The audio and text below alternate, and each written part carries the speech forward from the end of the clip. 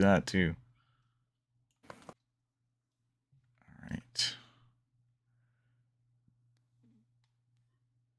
I ordered another monitor. Friend of the show, Wario, put up a pretty inexpensive monitor for $40, like a portable one. Yeah. I think it's coming in tomorrow. I had another one floating around somewhere, but this will just be dedicated for this. /join.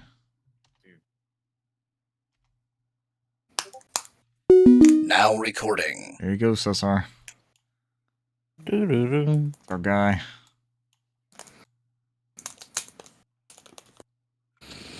Oh, that's what happens. I scaled this totally wrong. Now recording. If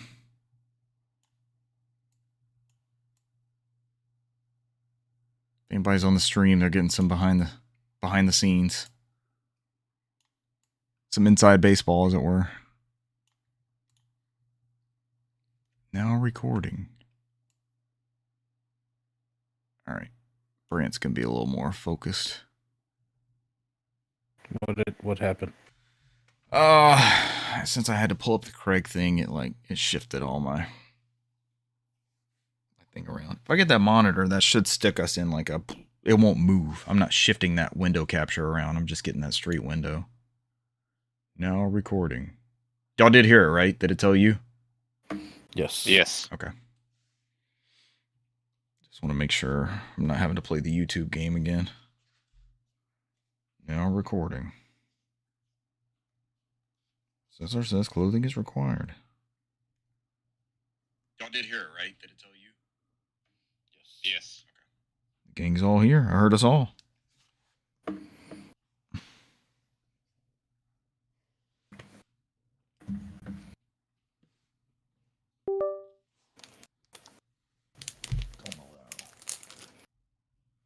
We usually have Renee in here by now. We'll see a Renee comment. Renee, where you at? Yes, KT, triple checking the recording every time. Quadruple check. Always scared. Check. Quintuple check. Quintillion. I gotta make sure we're good. Always scared. I did not enjoy that scramble recover the recording episode. But as long as we hear our buddy Craig tell us now recording, should be aight.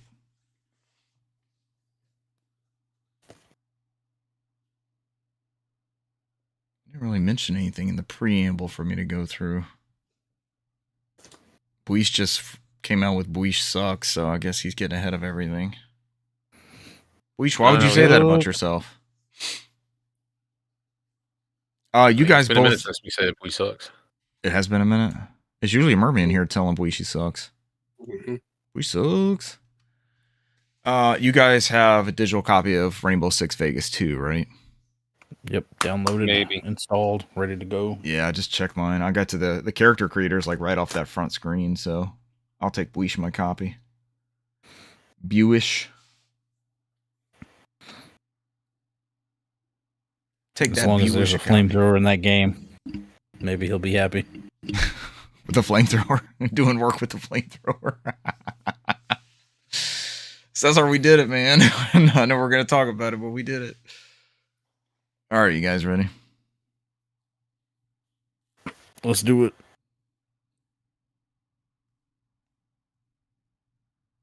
Ladies and gentlemen, welcome to episode 342 of the NOFODcast. We are the Southeast premier video game and Xbox 360 online cooperative podcast. No one has this niche, I guarantee you this. So, we're going to talk about it later in games played, but we played some Call of Duty World at War cooperatively and beat the campaign somehow. Fucked around and beat the campaign. But I had this fever dream after that we would all play some sort of cooperative insignia, which is the replacement for the original Xbox Live, via original Xboxes on a stream. I don't know that anyone is out there doing that either. We could have found. Cesar's like, no, this is too much, because the voice is not going to work if I remember right. Like the original Xbox, it didn't give you everything. It just gave you like some game audio. I don't know. Maybe it's worth a shot. Maybe we mess around with it. We have the equipment. I have 4 copies of Ghost Recon Island Thunder. Maybe it was just called Ghost Recon. I think it was just Ghost Recon back in the day. Tonight's news. Game Informer's back! Exclamation point. How back? Is it the real thing? Stay tuned. Ubisoft forms new subsidiary? Question mark. What could this be? Indiana Jones PS5 release date. We knew it was coming. Seems like rumors may or may not have been true. We have your April PlayStation Essential titles. And today, ladies and gentlemen, was a Nintendo Direct directly to you. Not about the Nintendo Switch 2, but about the Nintendo Switch. I'm one of your hosts tonight, Richard Bergman, joined tonight by Newsmaster Brant McKee. Impeccably timed on the soundboard. If you're listening to us via audio, via iTunes or SoundCloud or iHeartRadio, we thank you. Thank you for listening. But you're also missing the live recording that we do on Twitch and YouTube, which you can find by looking for NOFODcast on either one of those platforms. And you'll hear the soundboard that Cesar has integrated into our Discord channel for us. Who was that I said? That's our resident lore master and soundboard master. I don't know if you want to be just a sound master. Cesar Concepcion II. Hello. Cesar, welcome, sir. How are you? Here. Yes, we are doing here. my best impression of like I was back in high school. Like I have 15 minutes for the assignment to be done, and I'm rushing through it as we speak. Oh, you're trying to hurry through? Thank you. Yeah. Did you need to start later? Was there something you were, or you can multitask? We're good for now. We're not going to take your focus away. No. Trust me, you're not. I paid money for this, so I'm gonna get this done. Yes. And this is not paying. I'm us not money. like. As I Happy remind you other guys all ones. the time, we're not paid to do this yet. Yet. That day will come. Yes. That day will most definitely come. Xbox 360 cooperative games. Brant McKee, you ran down a list for us in the chat a couple days ago. We got some other winners. Yeah, I also saw that website. You can literally go to that website, and it brings up a instant like search tab. You can set parameters as much as 2 players, 4 players. Do you want Local. it PC, Xbox 360, PS3? Local co-op, online co-op, and you put in those parameters, hit search, and it'll just generate all the things that you can play. Was that Co-Optimus you were looking at? Yeah. Yeah, they're like the de facto. I was like, holy shit, how have I never heard of this? We haven't mentioned it on the show because I've looked at them before. I always forget they're out there. I don't know. It seems. Yeah. Oh no, they'll give it like they have their own rating scale. Like they'll give it a good co-op scale or not, whether something is playable that way. Yeah, in our specific case, we need that backwards compatible slider too, right? Because we're all playing via Series X's. I mean, we could break out 360s, but it's way more hooked up. Way more convenient to have the thing that's hooked up and most likely plays better in the end. Or we can just make a Wish buy a PC and then just play it on PC. Speaking of that, he said he was going up to 5,000. Yeah, $5,000. He's upping his PC. I mean, if he hasn't upped it to like 7,000 now.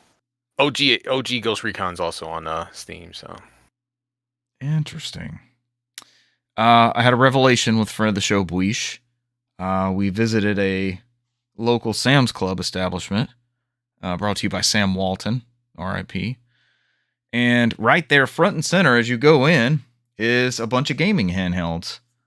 You've got the Nintendo Switch. You had a stack of PlayStation Portals. Maybe not. And you had a ROG Ally, the Z1 version. And friend of the show, I was like, look. All right, here we go. He says in the comments, I'm coming around to the $400 way. I said, look, this is it. It's a Windows PC. And he's like, his comment was, I don't want a handheld. I said, you just plug it up to a dock and then you're playing a game system. You're good. Yeah, you can dock it and get a monitor, or hell, even plug it into your TV. I might even have spare docks for the, I got one for the ROG and I got one for the Steam Deck. And they've got various, you can get USB-C for some of them. You can get a regular USB-A. Some of them have Ethernet. Like there's whole different setups that you can get with those docks, but slap that thing in there and go, and it'll play almost everything we're after. Yep. It opens the doors to even more possibilities. I'm thoroughly enjoying the hell out of what we're doing though with this randomness, so we'll just keep it going. Whatever platform we need to, we just keep it going. I love the randomness. We got over the stagnation of like, what live service title are we doing next? It got us out of that rut of making the number go up, which we still kind of do in these games, but it's a different concept. I mean, we still have that new Warzone update to disappoint us in less than 2 weeks. So less than 2 weeks. I was about to say it's coming up, right? I think it's coming up that Easter weekend. He is risen. We can celebrate. We can rise back up into Warzone. Ascend from the grave. They do it as a late April Fools. Give us what we want and then take it right away. As Brent says, after that we can sit the fuck back down. So yeah, we get all the maps. Everything's added back, and we're super happy, and it's like the best thing ever. And then we're playing Vondel and shit again, and then they go April Fools, bitch. I would never buy another Call of Duty ever again. I never felt like you always see those memes about we didn't know we had we didn't know they were good times until they were gone, or we didn't know it was the last time we were going to run a certain map and then we weren't able to, and that sort of thing. Yeah. Pisses me off that those things are out of there, man. I mean, our canal runs and just all the wacky shit. Ashika Island was amazing.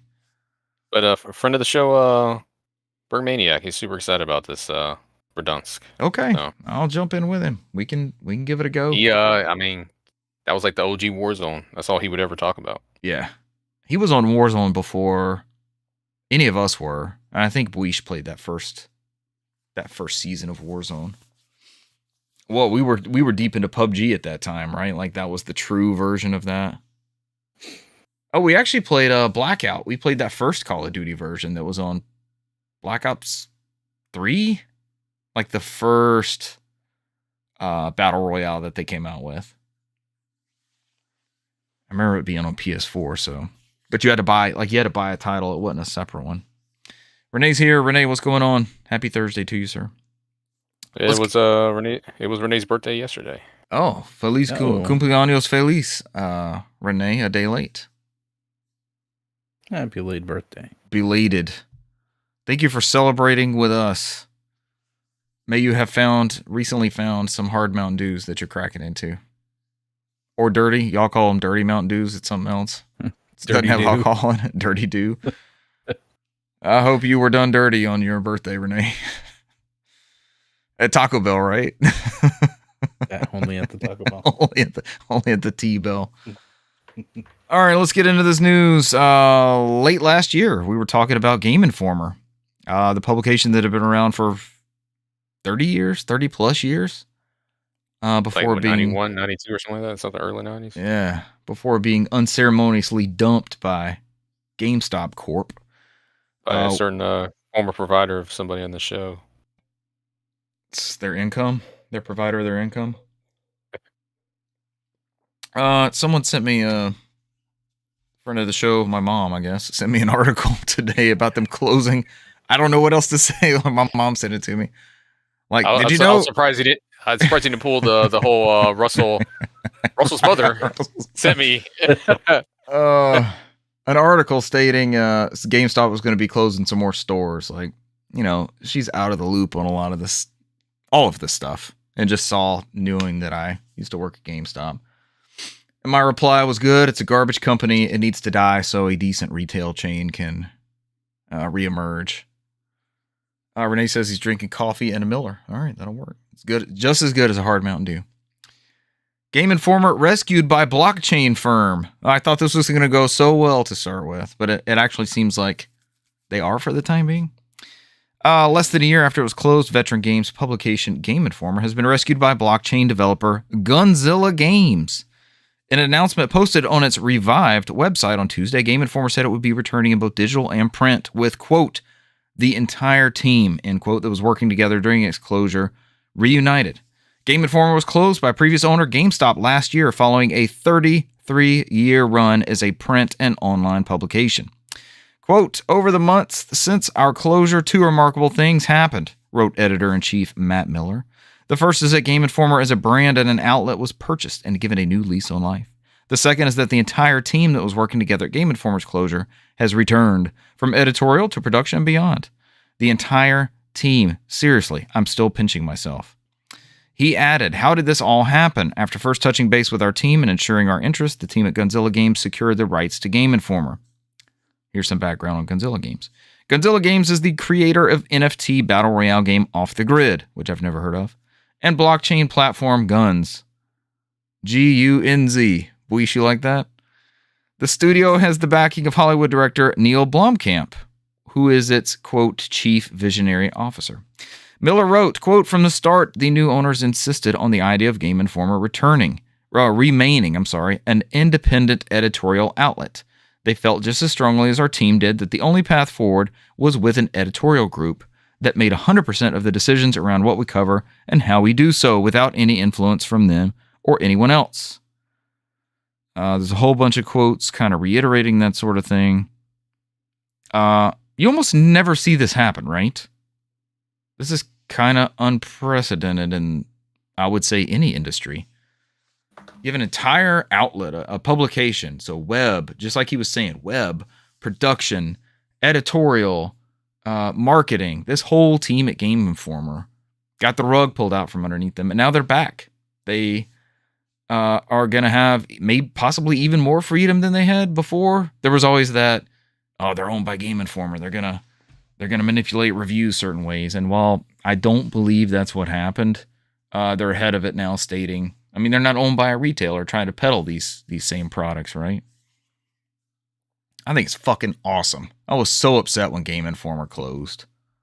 If you go online, if you go to their website now, you can create a free account with them, and that gives you access to their entire back catalog. It's all digitized and it's all there.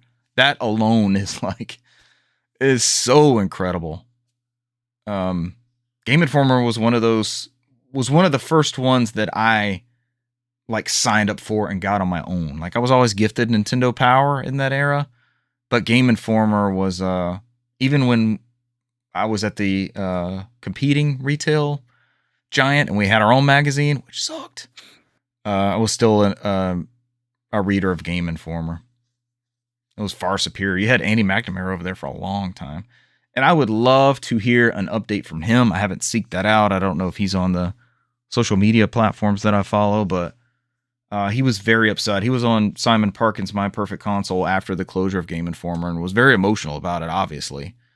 He's since moved on to do PR stuff at Battlefield, but I would love to hear his take on this rebirth, basically. Rising from the ashes. What do you guys think? It's great that they're back, and I know that they're planning to bring back the print magazine as well, as continuing to do the digital thing. So, it'll be interesting to see. Because I always enjoyed Game Informer, and then when GameStop offered it as kind of the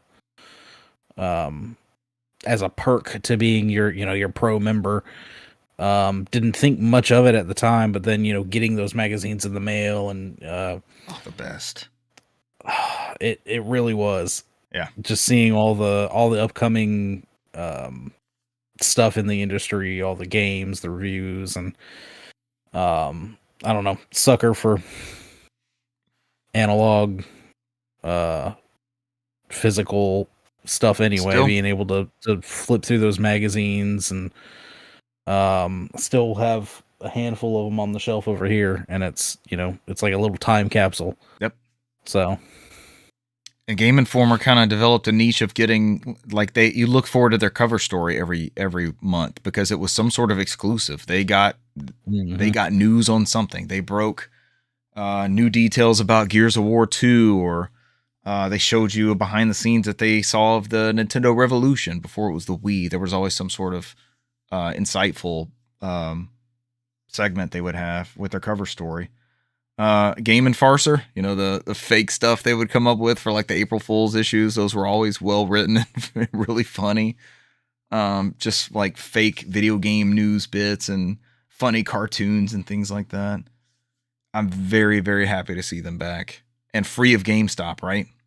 So we got the best part of GameStop back. Now we need the rest of it to die. we can get some other sort of game retailer. Nobody's really stepped into that space, have they? Everybody's just it's just an online marketplace now. There's no real brick and mortar, except for your local mom and pop shops. Maybe that's the way it was always meant to be. Yeah. No, that's going to be the way. Yeah. And I love supporting mine. I meant to get by there earlier this week to see if I could find another copy of Rainbow Six Vegas 2.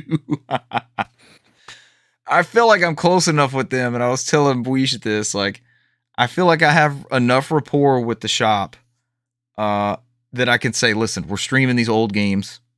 We just need a copy for the Xbox to recognize and pull down a digital copy. It can be not in the best condition, maybe disc only. I just need 4 copies of this at a certain point. If we don't all have whatever title it is we harebrained scheme come up with to do. And why are we doing this with the old games? Is that the best option we have for like 4-player cooperative story? They don't do those anymore, right? That's how we did the whole Left 4 Dead thing and then pivoted from there. Yeah, pretty much. I mean, I did pitch other things. I mean, there's like Diablo 4 and I forget there was. Oh God, I'm always down. I've played maybe 5 minutes of Diablo 4 when I realized like I need to play this with people. I'm not soloing this thing, and I set it down. And then I bought the PS5 version after that. I think we talked on the show. Cesar was talking about the DualSense integration on Diablo, and I was like, okay, maybe I'll hold up for that one too. So I think we all have a way of playing Diablo. All right, we got a spammer in the chat. Go ahead and boot them. No, thank you. You're not welcome here.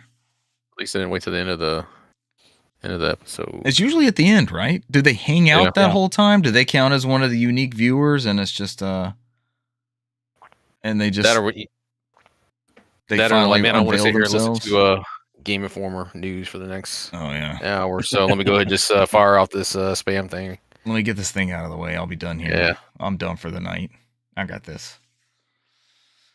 Yeah, excellent news. I'm happy for all those staff members that were affected that are now right back in place. They had a good team. Those last when they separated from, I feel like they had some sort of independence from GameStop towards the end, and I was able to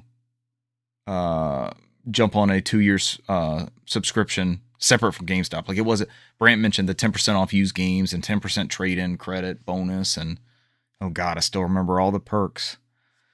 But that's bad. I'm not trying to sell it on you guys, I promise, but it's a great value. Well, hey, it's not working. That was the other. That was the other thing is like y'all had to hawk that as part of your employment too. Yep. You got good old UPT counts. I know Cesar knows about some units per transaction.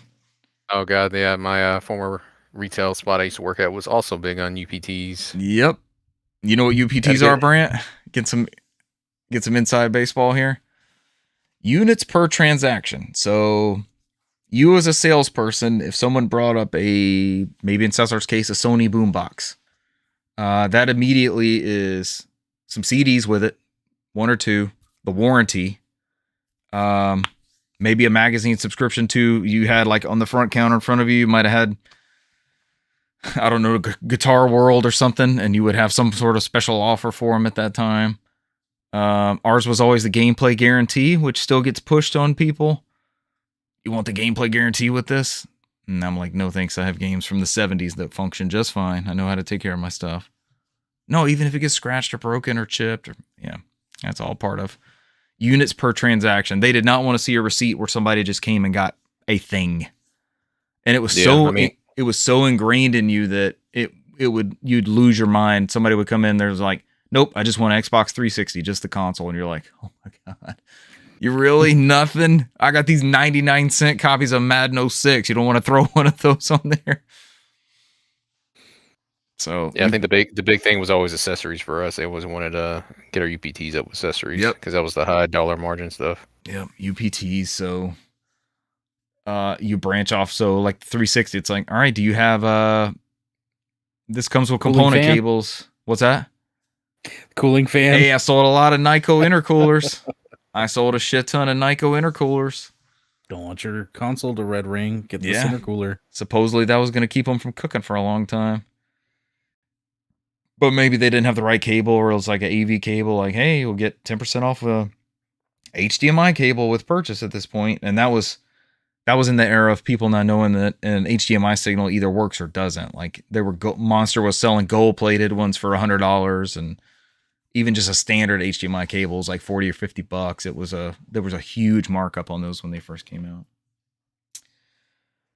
All right, retail memories. We would have had a hell of a store, the three of us, if we were to dip into that avenue ever again. I don't want to have to, but I think we could hold our own. Product knowledge wise, I know we're there. Oh yeah. Yeah. I remember being in a God, it's been a few years. But I was in a specific game store, like a mom and pop game store, and the person working was talking to a customer, and the customer was like, yeah, my boyfriend sent me over here and he used to play this game, and I don't know what it's called, and it looked like this, and he said it had something to do with this. I'm like, oh yeah, that's over here, because like even the person helping them didn't know what they were talking about. I was like, no, I know exactly what you're talking about. It's right here on the shelf. I'm sure they appreciated that. Me and Richard sold many copies of Fight Club. So. Oh no. You sold a bunch of copies of Tales of the Abyss. That was your doing. And Game Boy Advance games to a certain Isuzu enthusiast. The specific game in question that the person was looking for, I believe, was Shinx. Shinx? What is that? Or is it Shinx or? You threw me for a loop, Brant. You got me. I'm the game store employee that's confused. No, Shinx is a Pokemon. God dang it! It escaped you. You'll remember, Brant. Close the sale. It's something and the Legend of the Sphinx or something like that. Sphinx and the Cursed Mummy. I don't know. I have platformer for PS2 and GameCube and Xbox that I think is on Steam also, and Switch. Didn't that get reported? That was the only one that came out on the modern day systems with Switch. Mm-hmm. All right, Ubisoft. As Brant looks up his mystery game he sold to some inquisitive patron. Hey, I'm with you on that. Something's right at the tip of my tongue, and I can't come up with that. I need to know. Ubisoft and Tencent unveil new subsidiary for Assassin's Creed, Far Cry, and Rainbow Six. We did it, boys. We brought it back. Ubisoft has announced that it is creating a subsidiary which will focus on its main 3 IPs. Those 3 IPs being Beyond Good and Evil, Rayman, help guys, and Splinter Cell. No, of course not. Those 3 are Assassin's Creed, Far Cry, and Tom Clancy's Rainbow Six, and will be, quote, backed by greater investment and boosted creative capabilities, end quote, in an attempt to push each series forward. This is from Chris Scullion at VideoGamesChronicle.com. The subsidiary has been valued at around $4 billion, and Tencent will be investing, that's pounds, right? 4 billion pounds. Yeah. And Tencent will be investing 1.16 billion pounds to gain a minority stake of around 25% in it.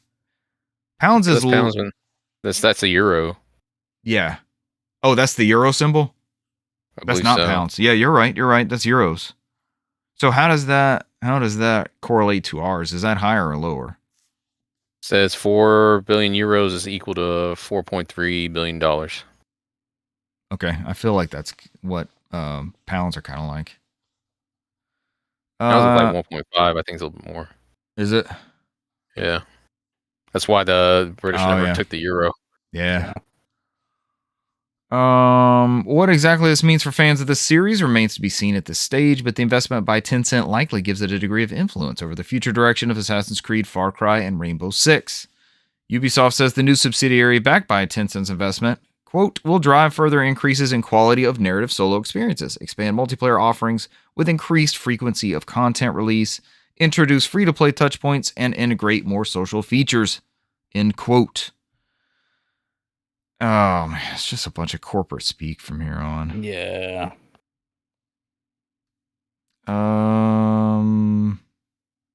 Ubisoft will focus on maturing the development of iconic franchises, including Tom Clancy's Ghost Recon and The Division. Honestly, this seems like Tencent. We have Tencent's invested in a whole bunch of different things, right? And we have no sort of meddling stories about Tencent's involvement in anything. This just seems like a cash boost, right? And it seems like it may give them a little bit more freedom to branch out more, or to take some more risks. And Ubisoft has been kind of hurting lately. I mean, these are kind of its, I guess, more popular franchises, I guess you could say. I mean, Brant ruined Ubisoft when he didn't splurge on Skull and Bones like me and Richard did. So that quadruple A game. That quadruple A, man. Oh, that was actually further down in the article. I just didn't read it. It was calling out Brant. That's why I cut it short, so he didn't get called out specifically by Ubisoft in the press conference. I mean, I can't speak for Brant, but I know me and Richard are very big supporters of getting Ubisoft games very cheap. So yeah.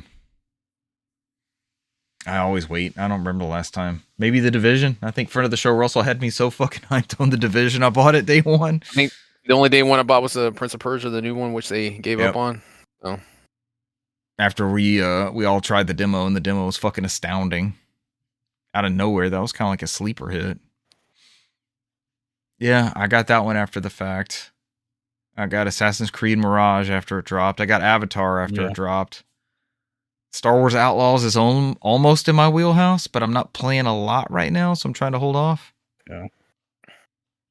I mean, I think it'll hover around 20 for the foreseeable future, and then, digital will be less than that at some point. Yeah. So, well, that gold edition at Walmart was like $35 with the DLC expansions and everything. Ooh. That might be worth it just for the. Might look in a minute still and see if it's still $35. Yeah, because that's like the $110 SKU. Ubisoft has their gold editions and premium and collectors, and I think that was the one that comes with basically all the next add-on content. Yeah, you got to read like a fucking horoscope chart to see what the hell is coming down the 85 versions you got in there. I was born on this month, this day. You have these eligible games to buy from. You got the medallion, and you're in the Well of Souls, and you're trying to see when the sun comes over and points out. Do you still get the early access if you buy that gold edition? Not if you're born in November. Exactly, that too. Did you buy it on a Tuesday or a Wednesday? I paid extra so I could play it on Friday. Yeah. As a matter of fact, I was hunting for something specifically with Xbox One written on it. And I found the Gears of War 4 premium early access edition, like the only one that I thought I had paid for. I found a Target receipt. I was looking through photos.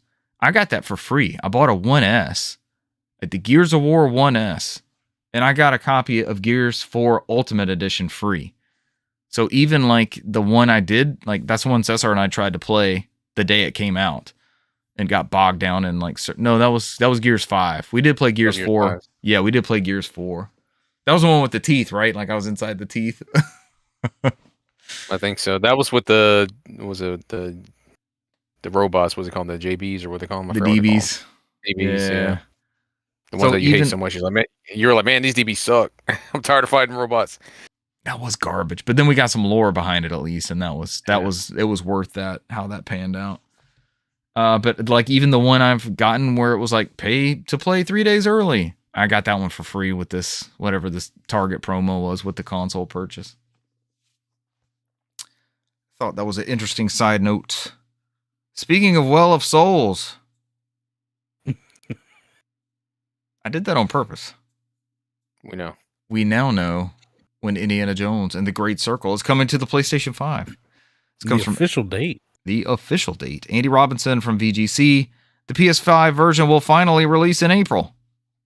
Bethesda has confirmed the release date for the PS5 version of Indiana Jones and the Great Circle with a crossover video featuring Uncharted actor Nolan North. Did y'all watch this video? I did not see this. It's a quick little video. You need to go watch it, Richard. It's pretty cool. PS5 date reveal. Oh, it's a minute and a half. Yeah. I'll not do it live on air, but I will watch it very, very, very soon. I assure you guys. I know you both love this game. That date, of course, is April 17th, 2025. Less than a month away. We had heard it was going to be April, right? Yeah, that was like the worst kept secret in gaming. In Mid-April specifically. Yeah. PlayStation Store page for the game confirms it will be PS5 Pro Enhanced, and pre-order customers will receive the Last Crusade DLC pack. I've not heard of this Last Crusade DLC pack. What is this going to be? Like legit Last Crusade mission? Typically it's just clothing. I don't think there's anything mission based. Yeah. Okay. I was thinking, remember Alien Isolation did that Crew Expendable DLC where you could play as all the original crew. You had Ripley in there and Dallas. Microsoft officially announced back in August, and Indiana Jones and the Great Circle would eventually be coming to PS5. It didn't give a release date. The Xbox version came out December 9th and enjoyed a few months of console exclusivity before Sony's console receives the game. Microsoft said in January, go ahead. I was just going to say, while I just joked about early access, this game will also have a version of early access on PlayStation. There you go. If you're interested. And unfortunately, the physical version of the game suffers the same fate as the physical version on the Xbox, where you have like... I forget, a handful of data on that disc, and the rest you have to download. So don't get your hopes up on having everything on that disc. Do we wait for a Game of the Year edition that has everything included on the disc? You'd be waiting a long time because I don't think it's coming. Don't hold your breath. I hate this. I hate it too. After I found that out, because I was holding out to like... Shit, maybe everything will be on that PS5 disc because they use the Ultra Blu-rays and everything should fit on. And then I heard that, I'm like, well, shit, maybe I'll just buy it on Steam or something. Like, at this point, disappointing news. Maybe later, maybe limited run, we'll grab a hold of one of these things. They seem to be good at putting it on the or what's the Canadian company? Yeah, VGP. Yeah, they're putting out like final versions of cartridges like Metroid Prime or Metroid Dread that has all the updates and everything on it. Mario Kart with the booster pack included. That would be nice, right? The article just wraps up and says 4 million players have played on Xbox and PC Game Pass. Well, I don't know if that's sales or people that just played on Game Pass. And they note the Metacritic is 86 on console and 87 on PC. That was on both of you guys' Games of the Year list last year. Oh yeah, still need to get back to that one. It's an immersive sim for sure. It is a full-blown Indiana Jones simulator. Don't go into it thinking, Uncharted style action and reflexes and things like that. You have a disguise and there's problem solving and puzzles and don't get it twisted. multiple ways and to snakes. Go. Lots of Nazis to happily punch and murder, and multiple ways to go about the level. I think that was my big takeaway from the bits of it that I played, is that I would backtrack a little bit and find like a completely different way that I could have gone about an encounter or tried to solve something, and just Cesar, you've been saying you were going to do another playthrough. I think you could play an entirely different way and have the same awesome experience. Yeah, I mean, I'm gonna go through it again. So, Yeah. I mean, when I don't know, but I'm definitely gonna go through it again. I Had a think great time. I think the Last Crusade DLC is just skins. I think it's just that pack. I think you're right. I think I've seen that screenshot now. Because I'm pretty sure we got that just playing it on Xbox. Because I know I had those available to download immediately when I downloaded it on Game Pass. Here's some skins. Here's an outfit. Thank Which you I don't for think I playing our ever game. used. I was like, Nope. oh. I mean, you're putting disguises on in the game. It kind of, and it's a first-person game, so you don't see it very often. Yeah. You just need to know when you're wearing the robes and stuff, and people greet you as father. PlayStation Blog has put out your PlayStation Plus monthly games for April. This is, of course, for premium, extra, and essential, all the way down to the bottom tier, like me. Those titles include RoboCop Rogue City, The Texas Chainsaw Massacre, and Digimon Story, Cyber Sleuth, Hacker's Memory. These will all be available from April 1st. Wild that they give you the second game in the series and don't give you the first one. On the Digimon? Yeah.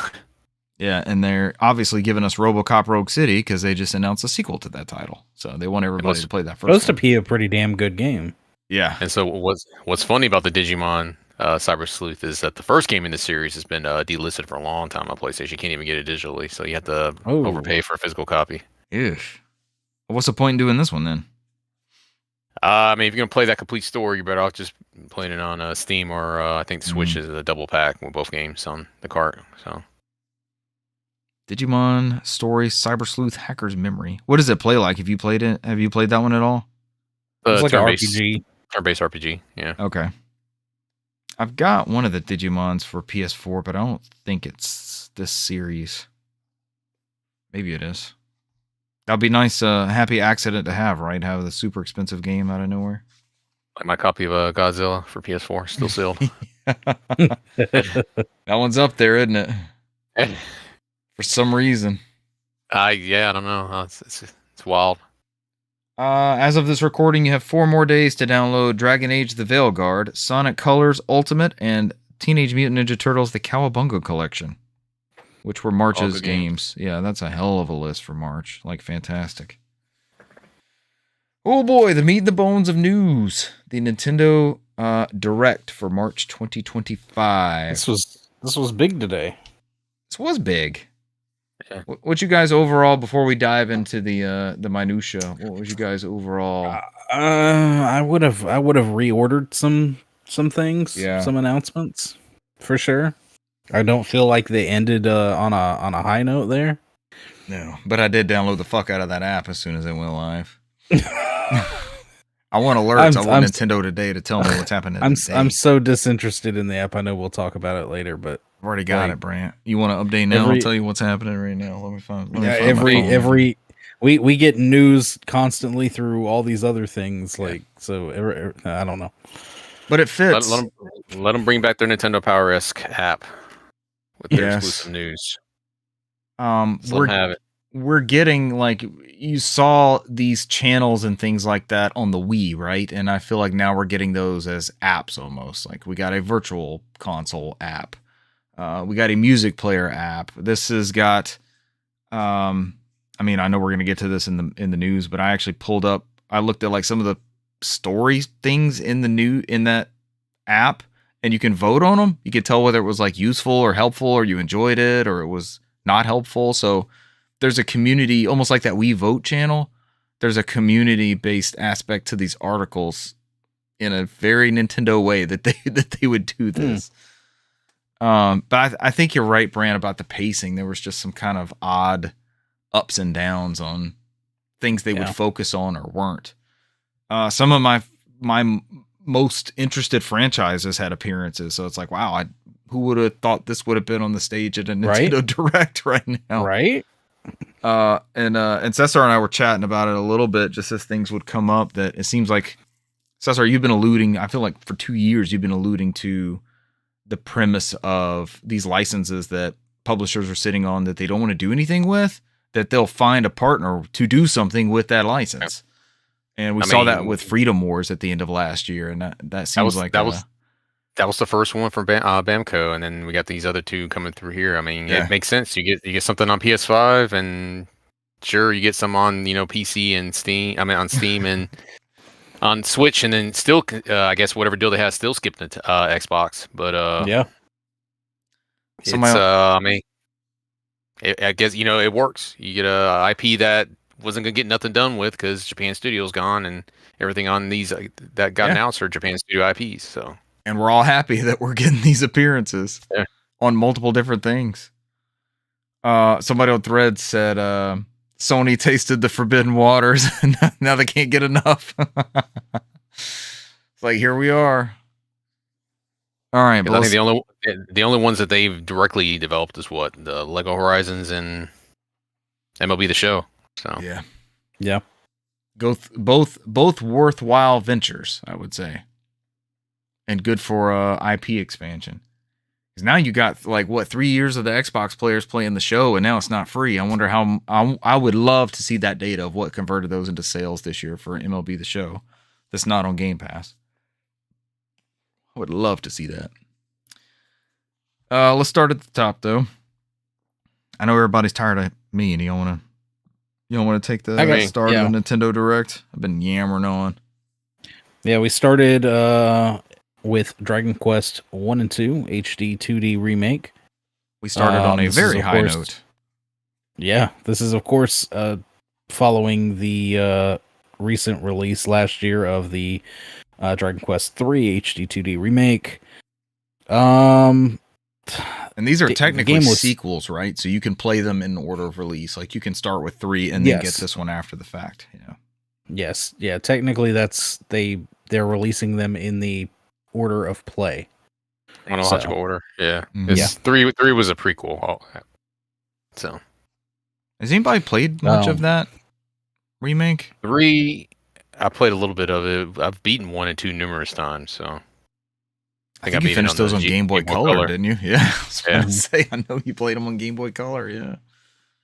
Like Dragon Quest 1's not that long. It's like less than 10 hours. So.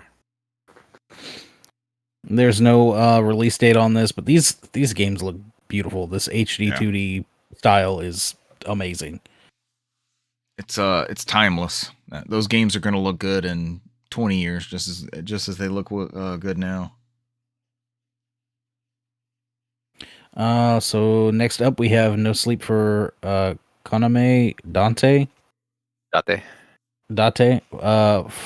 From AI. It says date. What is Date? It's the name of the character. Okay. Yeah, it's the name of the character. Konami Date. AI, the Somnium Files. Yeah, I've heard of this series, but I don't know about that. I was about to say I can't. This is SSR, haven't you played some of these? I've been the first one, and then the second one because Kaname was the protagonist in the first game, and then in the second game they kind of went to a different person. And wasn't as well as received. This one seems to be a spin-off after the first game, just because of Iris and all the other characters that are on there directly correlate to the first game. So, well, they showed you a trailer here, which had the character that you have like an AI that's kind of like embedded in the optical like part of their eye, and you're solving puzzles, investigating mysteries. And the game is slated for a July 25th, 2025 release. Yeah, the main character doesn't. I think he had his eye replaced. I think that's why. It's basically a computer in there. There's like Grant said, there's an AI character that lives in there, and it's a lore reason.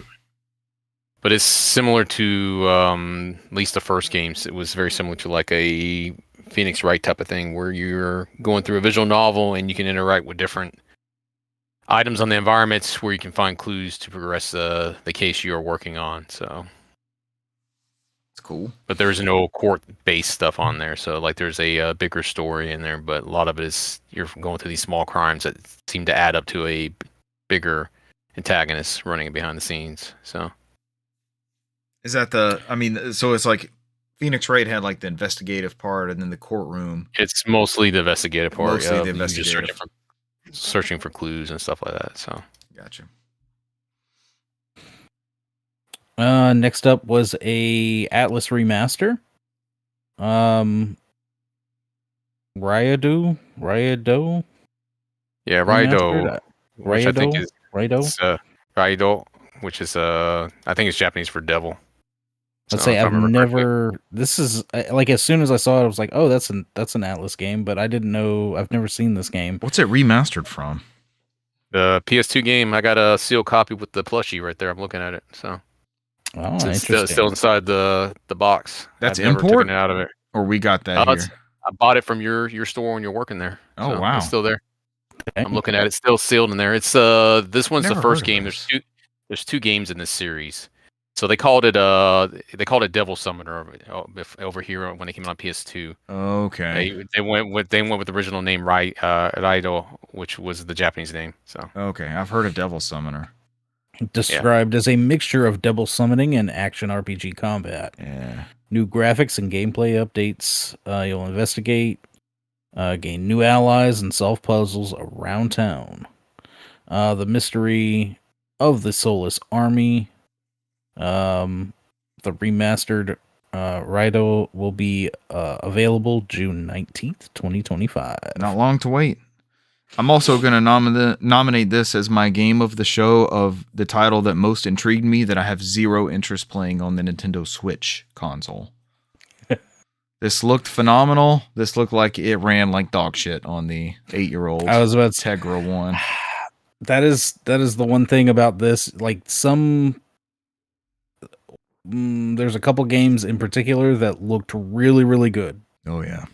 There were many games, many trailers that were very choppy, did not look great. You're like, oh, the Switch is showing its age. At this point, I'm like with Richard. I don't usually look at anything on those Nintendo Directs for like what play this. I just go there for the announcements and knowing I'm going to play them somewhere else. So I'm like at this moment in time, I probably play the Raido games on PS5 or Steam, one of the two. So it's me shopping at Walmart and scanning all the UPCs to see how much it is on Amazon. That's exactly what I do now. I don't even. I mean, at this point, until the Switch 2 Direct, and if they actually show any games next week, because I mean, we all saw the rumors where like the first phase is they're only doing with Nintendo games until just the fall. First party.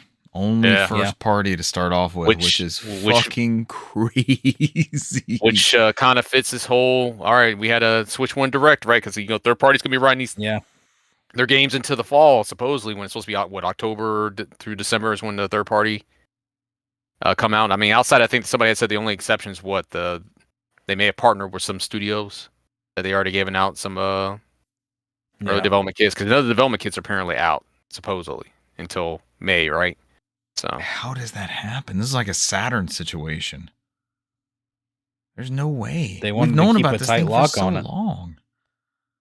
There's no doubt that there's maybe somebody like a Capcom, or obviously, we've heard way too much about Microsoft supporting this thing. So Microsoft probably has a development kit or something. I mean, but they has probably to launch on this thing, right? Like you have to have these things people are used to playing right off the rip. Oh yeah. I'm hoping, I got high hopes that this AI they got in there for some of these older games are gonna kind of ease it for us. So yeah. So we'll see. That might be the Band-Aid for now. So and they have traditionally launched but console gaming has changed so much since then. I almost feel like it's not even a valid analogy. Like the Super Nintendo came out with Super Mario World and F-Zero, maybe SimCity like a week or two after that, maybe at the same time. Somebody could correct me. In 64, you had Pilot Wings and Mario 64, but it was like week of. It wasn't this case of waiting like months, like what we've read about. Yeah, with it just being first party for months. Yeah, I mean, we remember the 64. I remember when some of the people in my class, there wasn't many new 64 games that came out, the very beginning, right? Yeah, Shadows of the Empire. some people have perfect collections. They're like, oh man, there was only like 1 or 2 games that came out this month. I got them all. That rode for a while until it started hitting maybe 6 months later, right? So it was not hard immediately to have a complete N64 collection. You're absolutely right. I don't know, man. That and we're talking about some of that later on in the show. We'll talk about some of the changes they made on the digital storefront. I mean that's probably going to get a lot of these games out quickly. We're probably going to be in that same wheelhouse with the physical copies. Like, all right, kind of like we've been seeing recently with like Capcom, and like, all right, Doctor Remaster is coming out, and September physical copy 2 months later. You know what I mean? So, which they seem to have tested with Metroid Prime Remastered, right? Mm-hmm. And who here double dipped? I think majority of us. All of us, right? Huh? I think most of you. Yeah, I waited. You waited? I think I waited. Oh, I had to have that shit. It was immediately. So that's how I ended up over here that day, because we were playing Mario Kart. That's when the Game Boy Advance games came to Virtual Console too. I think we played Mario Kart Super Circuit. Mm-hmm. That was random. Oh, what's next? See. Next up, it was Shadow Labyrinth. This is the interesting Bandai Namco like dark take of a weird, almost Metroidvania pack themed game where you have a little pack helper guy, and he can like merge with you, and you can go into this crazy monster mode. There's this actually looked kind of interesting to me. I have thought ever since I saw it that it was fascinating. It feels weird because of the Pac-Man association. Like, if it didn't have that, like, did you need to include this Navi type character as Pac-Man? Did you have to do that? Oh, speaking of which, you saw Pac-Man is coming to Super Monkey Ball, right? Super Monkey Ball Rumble, I think. But it's not the ball Pac-Man. It's Pac-Man with the arms and legs inside a ball. Who did that? Who came up with that? It was right there. It's just Pac-Man. I don't know. But you can expect Shadow Labyrinth on July 18th, 2025. And that's coming to everything, right? I believe so. Yes, it is. This was a shocker. This one amazed me because I was like, "Oh, I forgot this was coming out," and then it was something totally different. Yeah, this was definitely unexpected.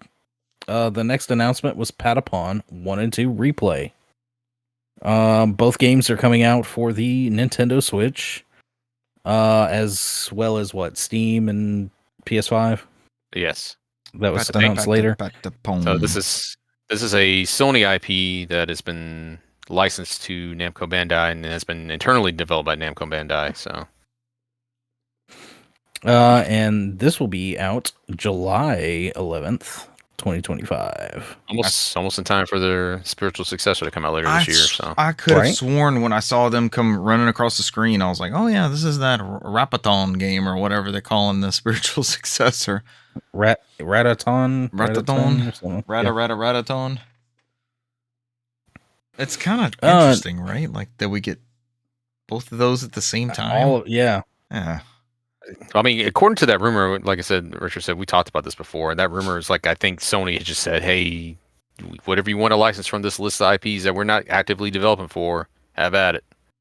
It seems like the only caveat is that they make a PS5 version of it, right? So that's the only thing we saw of it. So I wish they'd bring other stuff back, like Hot Shots. I don't remember the last time we had a Hot Shots game. Which one? Tennis? Well, there might be something with Hot Shot in it later on in the show. Oh, some foreshadowing. Oh, next up we had a new Story of Seasons, Grand Bazaar. Farming and life sim game returns with Story of Season Grand Bazaar. Right. Remind me again, where are we on Story of Seasons? Is that the actual Harvest Moon people or not the Harvest Moon people?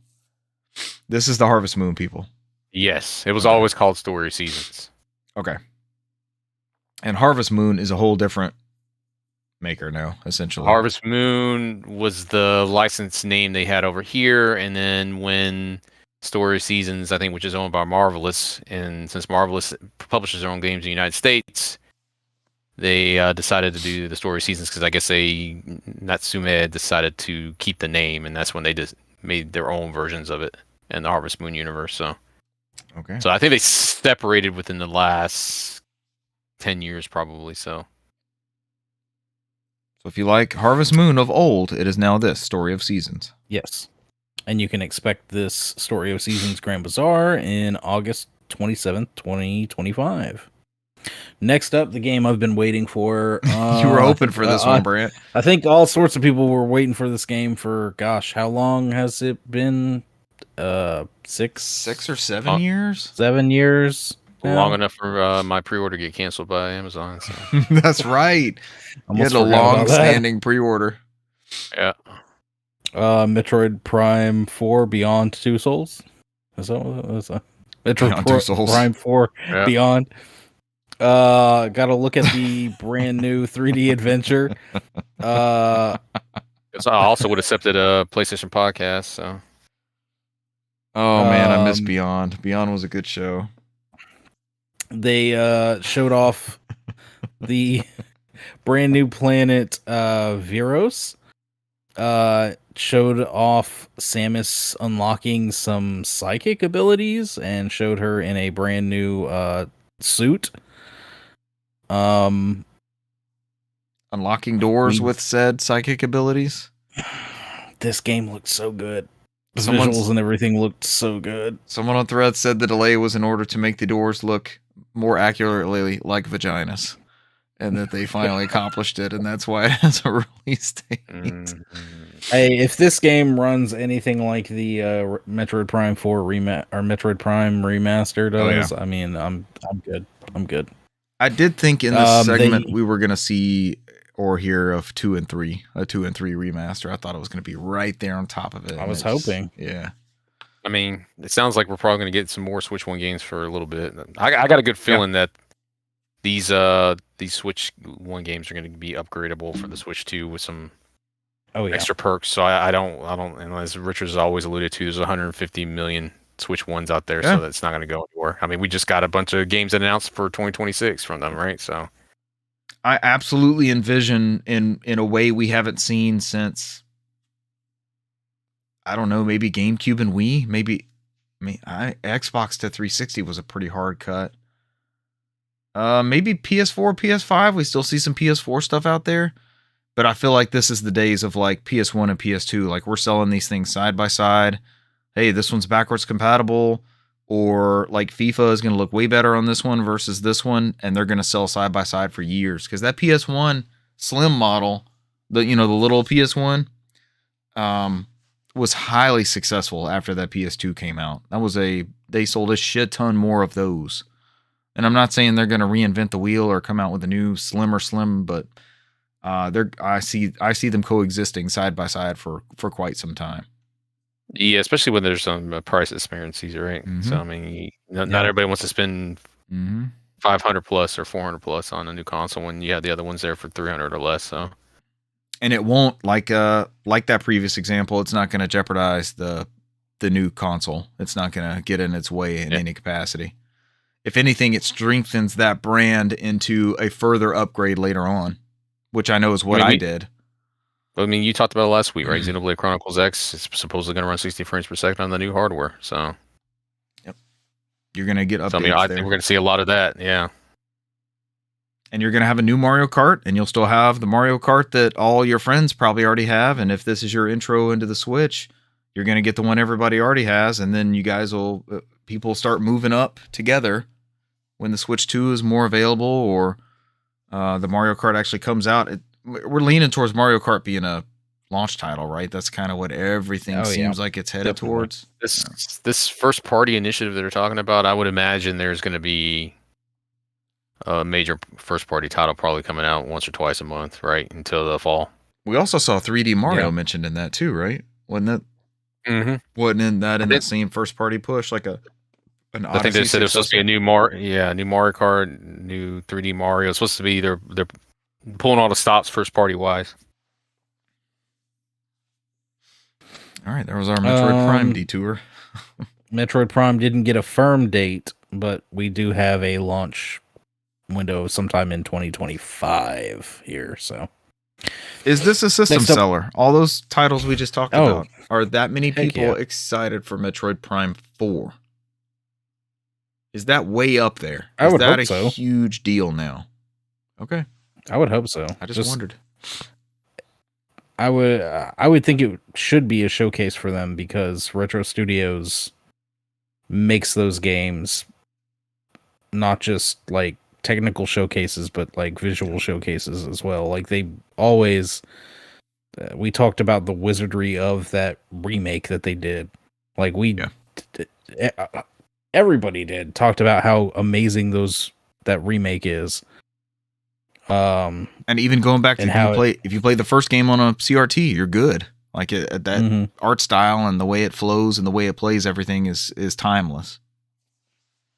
I need to beat that first Metroid Prime. You're so close. To that. I am extremely close. Yeah, just finish it. Next up, we had Disney Villains Curse Cafe. This was interesting. This was very interesting. Where you just concoct a bunch of different like potions and things for different villains, and there's like a bunch of different dialogue and stories like interwoven, and then it said something about like how you mix or concoct these different potions, like can change different things with the story. So I don't know. Are you trying to poison the bad people? It has a very. I don't know if you're trying to poison them. I'm like, yeah, what's going on? It's all bad guys that you're serving. What were you saying, Cesar? What were you trying to say, Cesar? I said it had a very big visual novel coffee talk element, like Valhalla. Yes, it's very inspired by that. Yes, it did.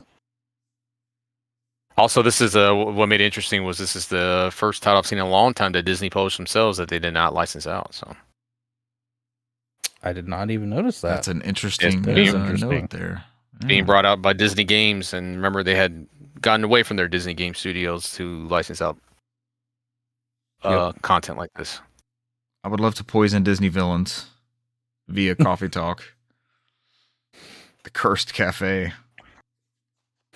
Next up was Witchbrook. This looked to me like a SNES game. This is Chucklefish, right? This is the same people who do Stardew Valley. Mm-hmm. Is that what Chucklefish is? Yes. That sounds right. I had in my mind Wargroove. It also could be. I think it might be Wargroove. The game like Advance Wars that fit that niche for a while. Let's see. I'm looking at it right now. Live Correction. They're the publisher. They've worked with Concerned Ape, which was the developer for Stardew Valley. Good deal. But this is a spell crafting and witchery sim. But it's like a co-op thing. I think you could play it with like up to 4 people. It showed them like going into the school, doing like different little spells, riding brooms and stuff, and casting spells. And the aesthetic to me, it looked very like SNES. It had a really like good vibe to it. Yeah, I like that isometric flying around on the broom. I thought that was a cool camera angle and everything for that art style. Here's another one that got me. This was one of my games of the show. Right? The Eternal Life of Goldman.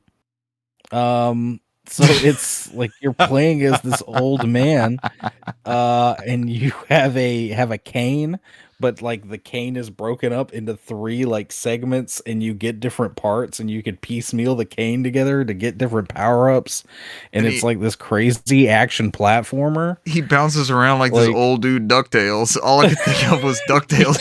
He's like pogo sticking on people's heads and stuff. I was like, this is old dude DuckTales right here. But it looked like there's a crazy narrative interwoven in the back of that. It wasn't just like a walking simulator, just a platformer for the sake of it. It looks like there's an awesome narrative in the background. Yeah, that was an easy highlight. This is probably my game of the show coming up from here. Some of these games are expensive. Oh, when is that Eternal Life of Goldman coming out? Was there a release date? Holiday season. Just holiday season. Yeah. DuckTales Simulator. You saw it, right? You saw it too, Cesar? Yeah, I mean with the pogo stick, of course. Old man on a pogo stick. Old dude DuckTales. Mm-hmm. I mean, outside of like you guys have mentioned before, man, the animation on there is top notch. So. It's gorgeous. It looks so good. Again, I'm thinking like, I'm not buying this on Switch. I'll play this on something else. I might buy it on Switch too. You never know. Yeah, love to see how that depends. Yeah, how those digital licenses and stuff go forward. We'll see next week, right? We will know next week. Yeah.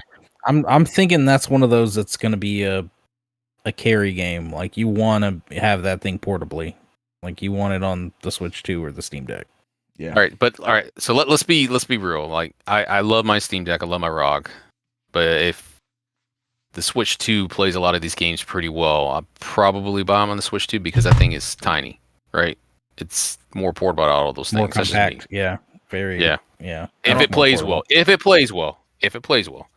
I don't think it's easier grab for me to put it on that, but I carry that ROG pretty much everywhere. Like it is it's an emergency Windows machine, so I also bring the ROG for me. I do more Windows stuff on there than I play games on it, so that's also a thing I do.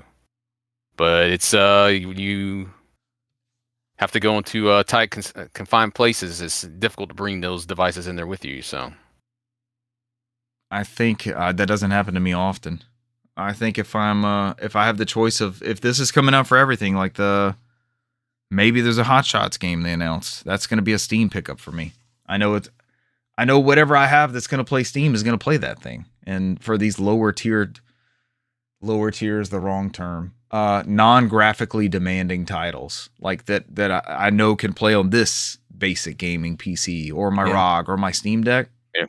I'm getting that all day long. And I know it's going to play on whatever platform I have that supports that in 10 years. It's not this weird guessing game. I think I'm tired of But yeah, that's where me and you differ. I mean, we're all different here. So like I said, I've been in situations where you got to carry stuff to get the car done or something like that, and let me pack everything back up. That makes sense. So I'm like, there's things that if I'm sitting at work and I have a lunch, or am I sitting at home, am I going to play on my Steam Deck or my ROG? Most likely, yes. But if I'm out and about and I got to get in and out of an appointment quickly, or God forbid, use the restroom or in the elevator or whatever time I have on there, yeah. I'm not going to sit there like, let me pack everything back in there. Let me boot it up. Let me let Windows load because I know it's going to take at least a couple minutes for it to get in there just for me to do something, So, you're also right. And there's things that to your argument, I've been like, I need to see this on an OLED. I'm going to have to see what this looks like on an OLED versus the other panels that I have. Nothing's going to come close to what this will look like. Also, we'll talk about it hopefully next week if they tell us everything about the system that we're thinking they will. If they give us what we want, if you have some kind of party system, some kind of chat system, some kind of integrated networking there, that would change some things too. That would, because it makes it a lot easier. Because if you're playing on Steam or your Windows device, like we'd been talking about, Jeremy just buying Left 4 Dead or whatever on a PC, then we all have to get into Discord and we have to do there's a little bit more moving parts.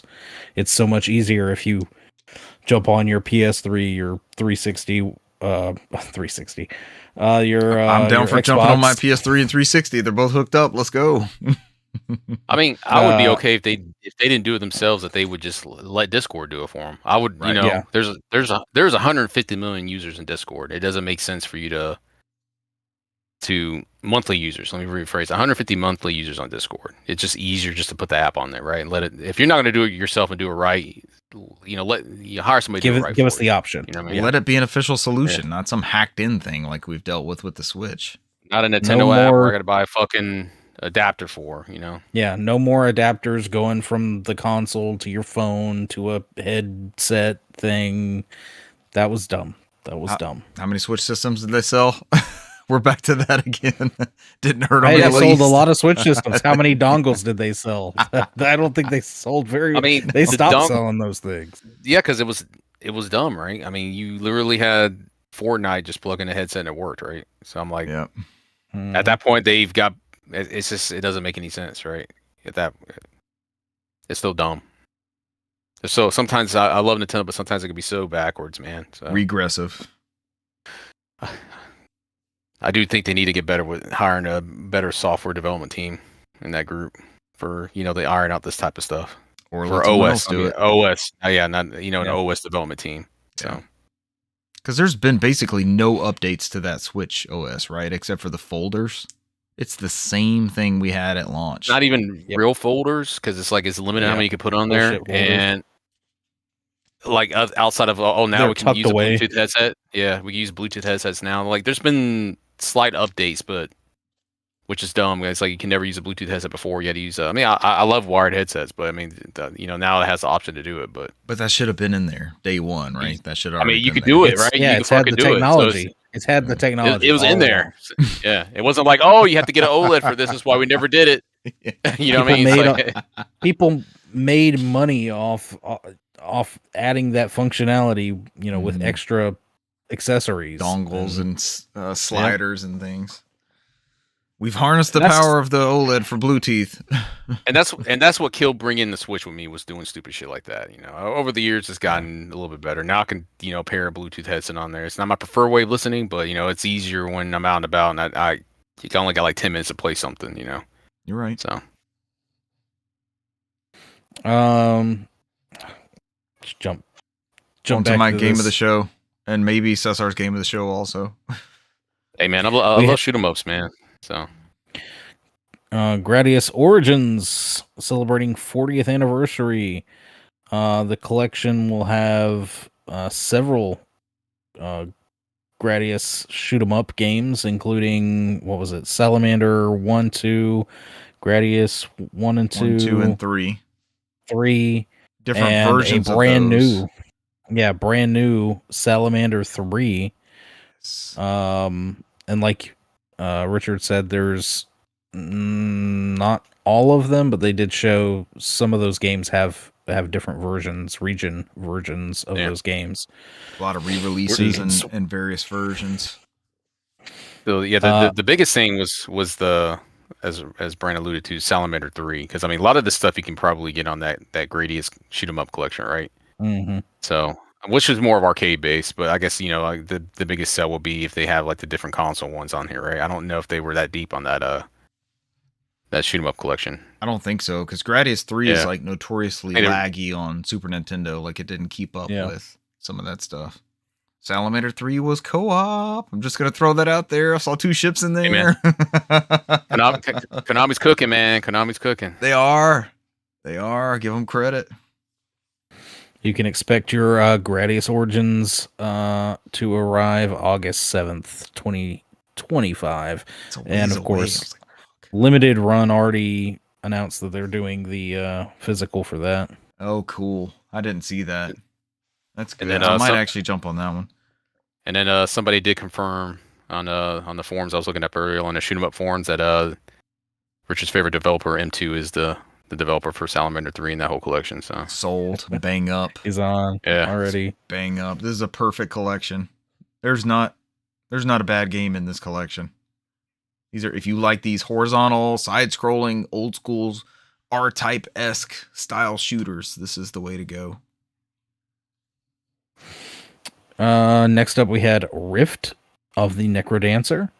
This is the kind of Guitar Hero-esque version, using Crypt of the Necrodancer, as well as having crossovers with several other games. They showed the DLC for Celeste, as well as mentioning more DLC coming in the future. They had like Pizza Tower and something else in there. I can't remember offhand. Had this been announced before? Because I don't think I'd heard of this, unless it flew under my radar and was announced. I've seen it before. It's pretty popular on Steam. It's pretty popular on Steam. Yeah, I was about to say it's just now coming to the Switch. Rift of the Necrodancer. Next up, we had Tamagotchi Plaza. This was a weird trailer. It was like a fever dream. This was a weird. Yeah, this had like the animals. It's kind of I want to say almost like Animal Crossing-esque. It was very Animal Crossing-esque with Mii's. But it's like a bunch of. Oh no, you're thinking of something else. Yeah. This was not the Mii one. I know what you're talking about. No, this is more Animal Crossing-esque. It has some like a bunch of little shops, activities, mini games, and things. But this is coming out June 27th, 2025. Then we had another look at the Pokemon ZA, the Legends game, which showed off more of the wild areas, and then a lot of Pokemon in this one. It was very different, right? Very different Pokemon game. Yeah, this game looked good. Like this, I don't know what they did with art between Arceus and like this one, but these aren't grimacing Switch gameplay trailers. No, they showed off. Richard, I sent you that meme that somebody said when the greatest collection was being announced for a limited run. I figured you'd get a kick out of it. I see you sent it to both of us. Yeah. They showed off. They threw away the limited run bottle. I don't mind their open pre-orders. It's fine. Yeah. They showed at night how the city changes and like a bunch of trainers show up for battles.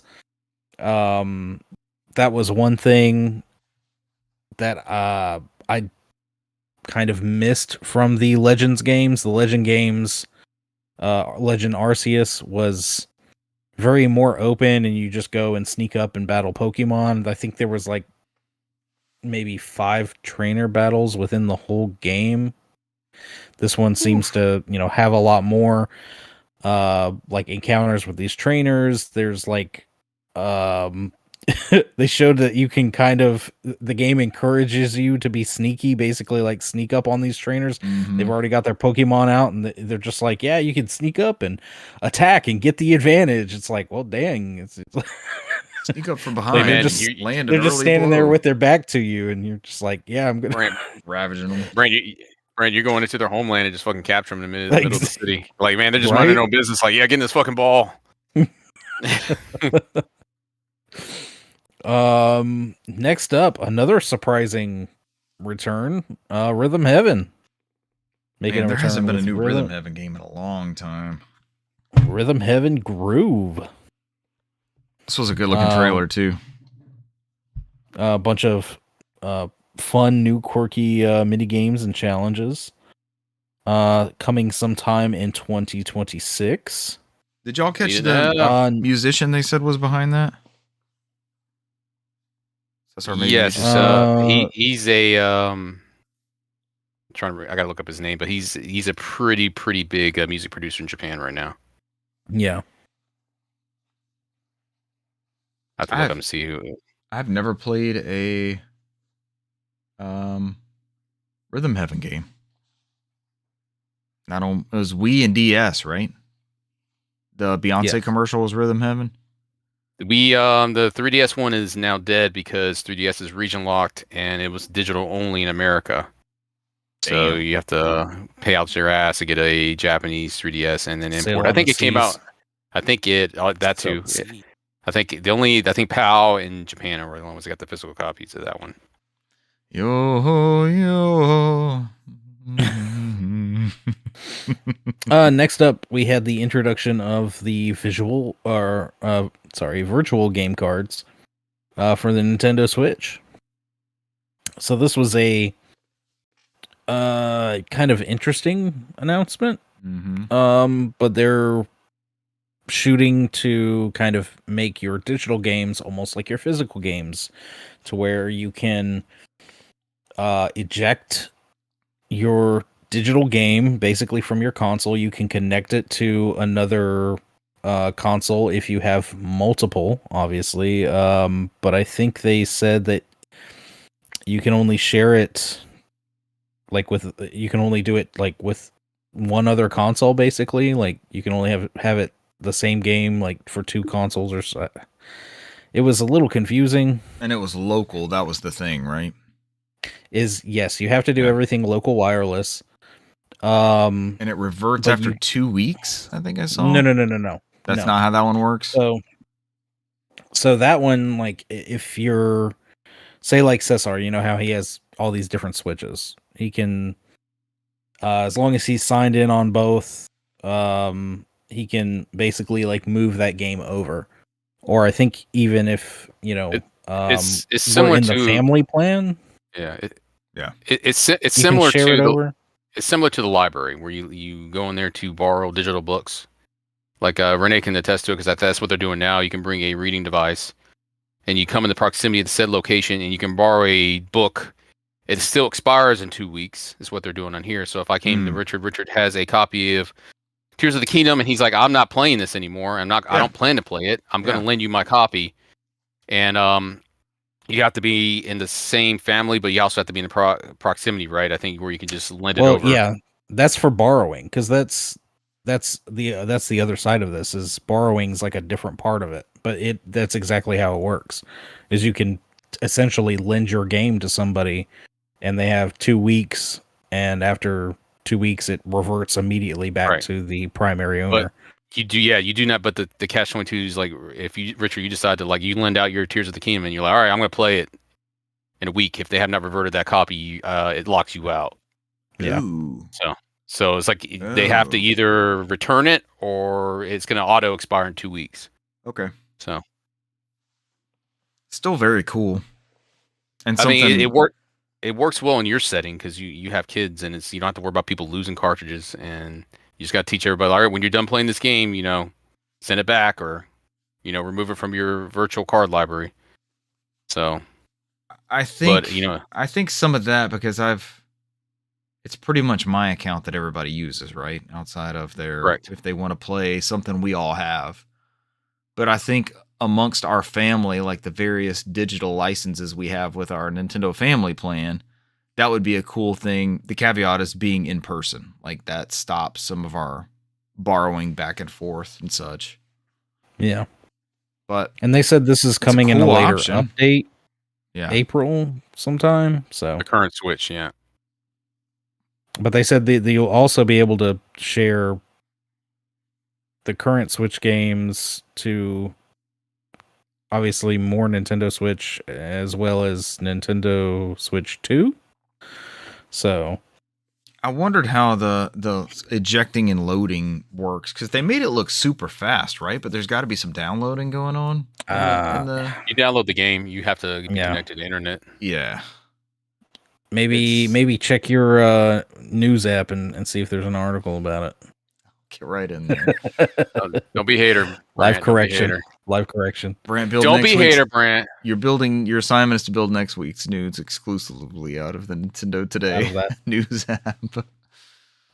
All right, let's see. This is a cool thing. I think we need to get our hands on it and just fuck around with some stuff and see what it actually does. Like, all get together and see what this looks like, and buy a copy of something we know is 4 players and try to loan it out, like, on the same network, and see if it works, and see if it just lets us all play at one time. Would be cool. They had a sizzle reel real quick. They showed High on Life coming May 6th. Star Overdrive April 10th. The Wandering Village July 17th. That looked cool. That was like a city builder type thing, like on top of a dinosaur, and the dinosaur is moving around a map. Wanders around, yeah. That was awesome. King of Meat just says coming 2025. Lose Lagoon summer 2025. Not the Lagoon game that I wanted. I wanted Bahamas Lagoon, but here we are. Fantasy Life genre. Fantasy Life I, The Girl Who Steals Time, May 21st, 2025. Cesar wanted Bahama Lagoon and I wanted Queen of Meat, but we get the hand we're dealt, Cesar. Next year. I'll keep waiting. They'll fucking remake Live Alive, but not do Bahamas Lagoon. But here we are. Has there ever been a fan translation or anything of Bahamas Lagoon? Yeah. There's a way for me to play Bahamut's Lagoon. There's definitely a way. So Got you. Next up, we had Saga Frontier 2. Was this not already a thing? I got to pull Brant. Reach for my copy, Saga Frontier 2. I have a copy of this as well. You did the Brant pull. Did they not already do this? What am I thinking of that they just recently released? Romancing Saga 2. Romancing Saga 2. That's what it was. In the Saga franchise. This is the last one, right? So there was only 2 sub Frontier games, 1 and 2, that were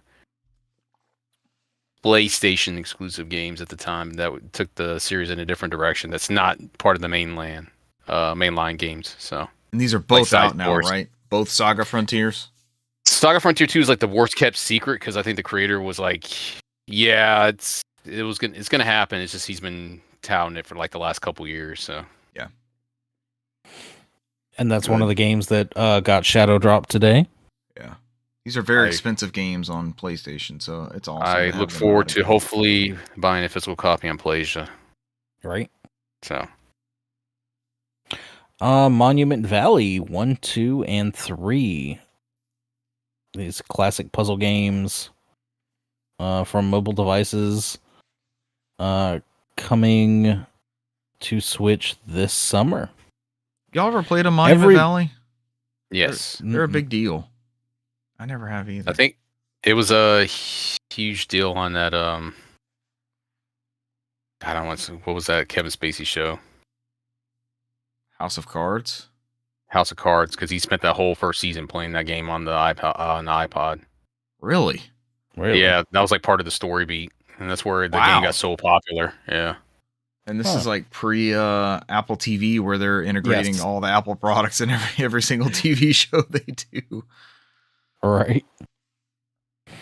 Yeah, because if you go to Reddit, there's an actual article that came out 10 years ago, the effect of House of Cards on Monument Valley sales and ratings. Interesting. So since season 3 of House of Cards, President Underwood is shown to play the mobile game Monument Valley, and he later names the app by name. So it was the whole thing. Have you ever played Monument Valley? It's very good. It's your best Kevin Spacey. Well, as that character, he's like a Southerner. It's like Frank Underwood, right? He's he is the whole season basically just a advert for Monument Valley. Yeah.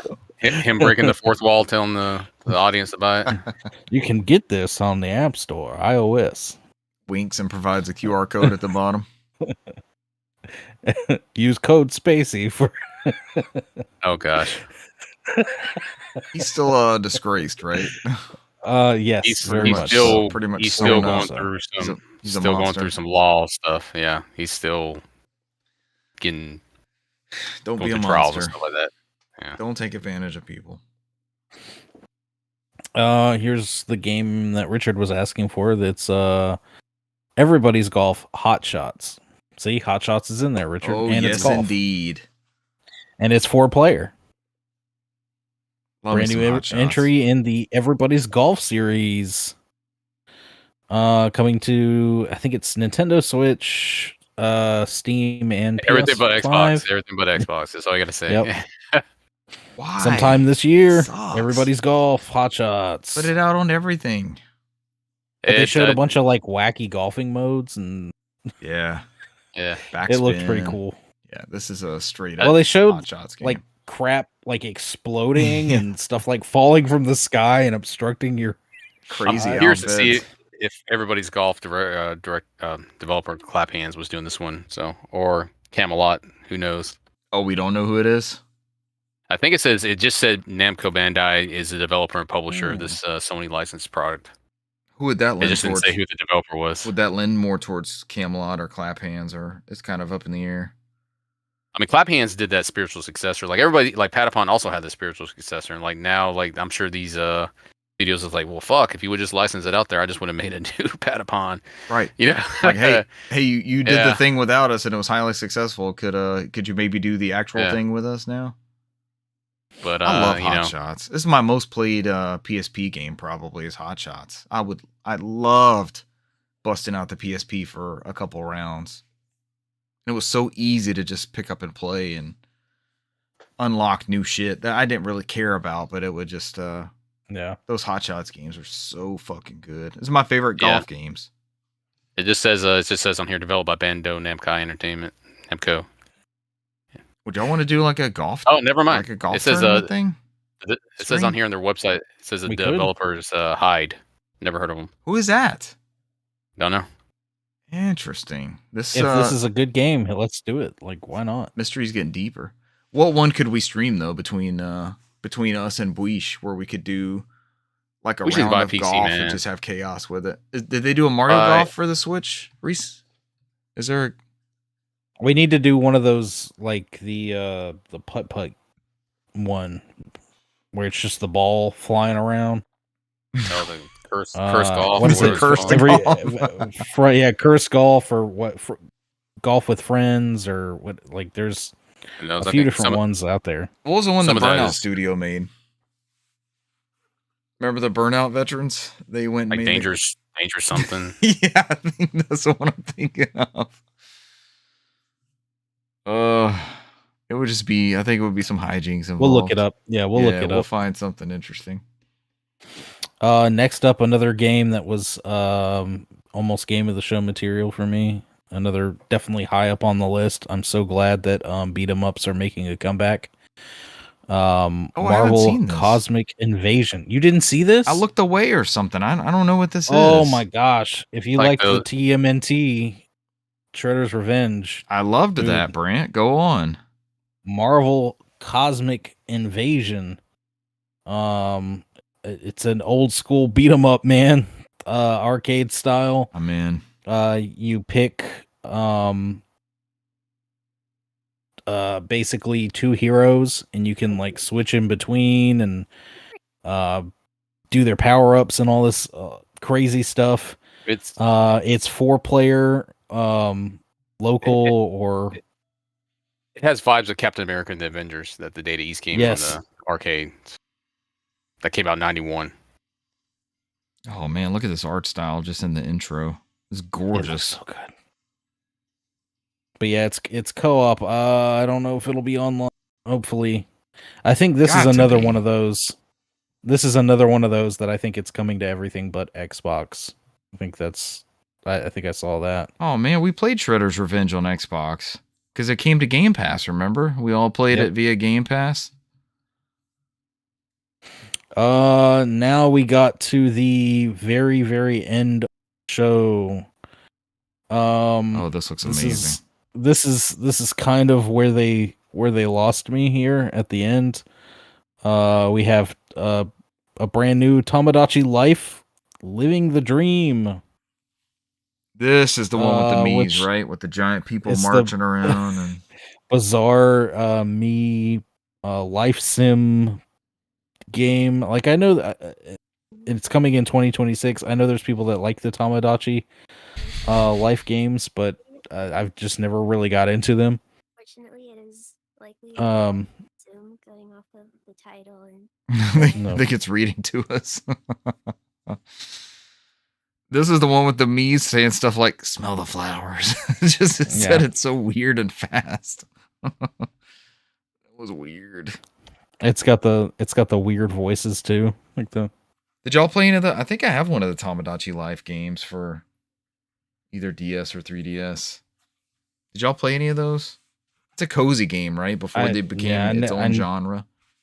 I never really got into the Tamagotchi games. Hmm. affect my ability What? to use my voice over the last 2 years. So sorry, I think you're getting some VTuber bleed. We're just listening to it. I think it's the trailer. What happened? No, we were listening to We were whatever getting you were some listening to, VTuber like we were sitting there with bleed. you. Yeah, somebody's graduating. I'm trying to figure out what she's graduating for. So, which is more important for me right now. But and then after that, they were like, "Oh wait, hold up, we got one more announcement, and it is Nintendo Today Which we've been alluding Uh, to. app, which we've been kind of talking about the entire time here, which is a Nintendo news app in order to, I guess, try to get us news more directly. About Nintendo products, games, just everything Nintendo. So sign up now. You can pick a theme, like what your favorite series is. So I put you can choose between like Mario, Zelda, Animal Crossing, Donkey Kong. You can select which franchises you want news from also. And supposedly they're going to send you updates and such through this app. See if I can show you the main. Or I got our show on there. But so like today, the calendar thing is, there's the Goron dudes in the background, but the calendar today is just saying the direct is today at 10 o'clock. But then there's like, says a calendar at the bottom. I guess it'd be better than plugging my phone in. So I picked Zelda, so there's like a Zelda themed calendar. And then you also have links at the bottom. Links. See what I did there? But you can you could tap these various things. So it's like there's Metroid stories. Volume 1, Metroid Part 1, the Metroid story. So I tap that and you get like a bunch of cool old art and stuff. And then it just gives you an overview of kind of what the Metroid series is and some of the early conflicts Samus ran into.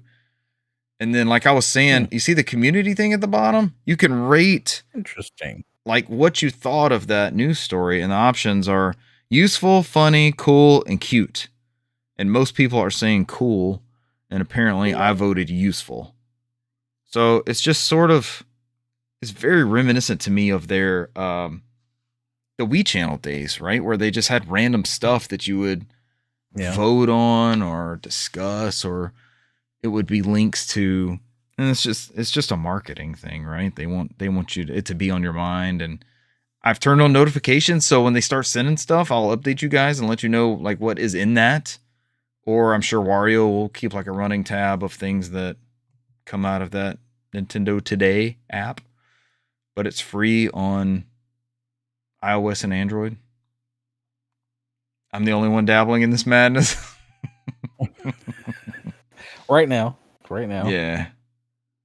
I figure anything that comes out of there, I'm gonna come across Wario or somewhere else, or yeah.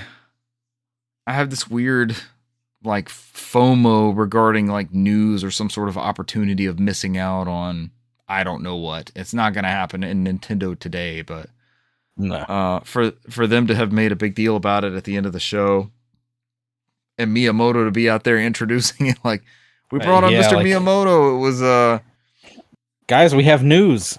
It's news, but it's not a game. It's like they led into it, like it's not a game, and that to me is just so. It's also reminiscent of the Wii era, right, where there was so crazy. Yeah. It's like Miyamoto being out there with the Wii music thing and swinging the nunchuck and remote around all crazy. Well, they all did. It wasn't just Miyamoto up there. That was it. That was a Nintendo Direct. Some great announcements in there, right? Yeah, there was some great stuff. We got the return of Salamander. We got a deep look at Metroid Prime 4 Beyond. The return of Patapon. The return of Rhythm Heaven. Saga Frontier 2 is coming out. The return of Hot Shots at a Nintendo show. Which one? Oh yeah, Saga Frontier 2 is out. Cesar, is that first one on everything? Saga Frontier remaster? I think so. I might need to add that to Steam wish list. You can confirm on Xbox. I want to say it is on Xbox. I'm about to say I don't know if it's on Xbox. It might be another one of those. I'm pretty sure the Saga games all reached Xbox. All right, there's Saga Frontier 2 Remastered is on Steam as of right now. $29.99. Steam Deck verified right off the rip. Heck yeah. Saga Frontier Remasters $24.99. Are those wildly different games, Cesar, from your experience? Or are they pretty similar? The two Saga Frontier titles. They are offshoots, like spin-offs. They're very different from the base games. But they're similar to each other, right? Like they're similar in tone and style and everything. The first one was more of a sci-fi-esque futuristic game, kind of like it was along those lines of like Final Fantasy VII, like modern times cities and stuff like that. While the second one was more of a 1400s early civilization, the discovering, going out in the world type stuff. Trying to see how low that's been. I think the battle systems is what is different, and they kind of follow that. Because they finished, wasn't one of these like non-completed, and they finished it with this remaster? I might be thinking of something else. I thought there was like a missing scenario or something that maybe got finished in this Saga Frontier remaster. Maybe the first one, maybe. It's $29.99 or it's $24.99 right now. It's been $12.49, and it's at its lowest price. I added it to my wish list. I think I have Saga Frontier. I don't think I have Saga Frontier 2. I don't think I have the one you showed us. All right, is that it for news? That's all. Yeah, Saga Frontier is the one you're thinking about because it says they added a new main character, Fuse. Can be played once certain conditions have been fulfilled. The Fuse scenario features great new tracks from Kenji Ito and it's full of new content. Discover a different side of the other main characters. I think that's what's been added out to the original game. Saga Frontier 2, I think, is just a port of Saga Frontier 2. They basically took a PlayStation 1 game on that first title and made it like a director's cut all these years later. That's awesome. I mean, Saga Frontier is a wild game. You played it's the game's a fever dream, man. You're like driving in cars, you're like on cliffs fighting over like a half crescent moon. It's a fever dream. Holy shit. Back when Squaresoft was making 10 to 12 games every year on the PlayStation. All wildly different just about. Yeah, with their Suido Beyond the Beyond battle system. I don't hate the Beyond the Beyond battle system. A lot of Beyonds this episode. Beyond. R.I.P. Beyond. We're on to games played. I have only played one title with you guys. Back to a super busy schedule, and I'm only getting in Saturday night gaming with you guys. We talked about it last show, but we all fired up Call of Duty World at War for the Xbox 360 via backwards compatibility. And we beat the game. We played through the entire campaign in one sitting. We got past Cesar's Grenade City. Oh my gosh. Hey man, imagine that on veteran. Shit. I played that shit on veteran. That's what I was trying to be. I mean, you saw how many fucking grenades were coming at you in that game. Oh my gosh. I mentioned it today to Buish since we all have our copies, right? We all have, he purchased digital. I purchased digital.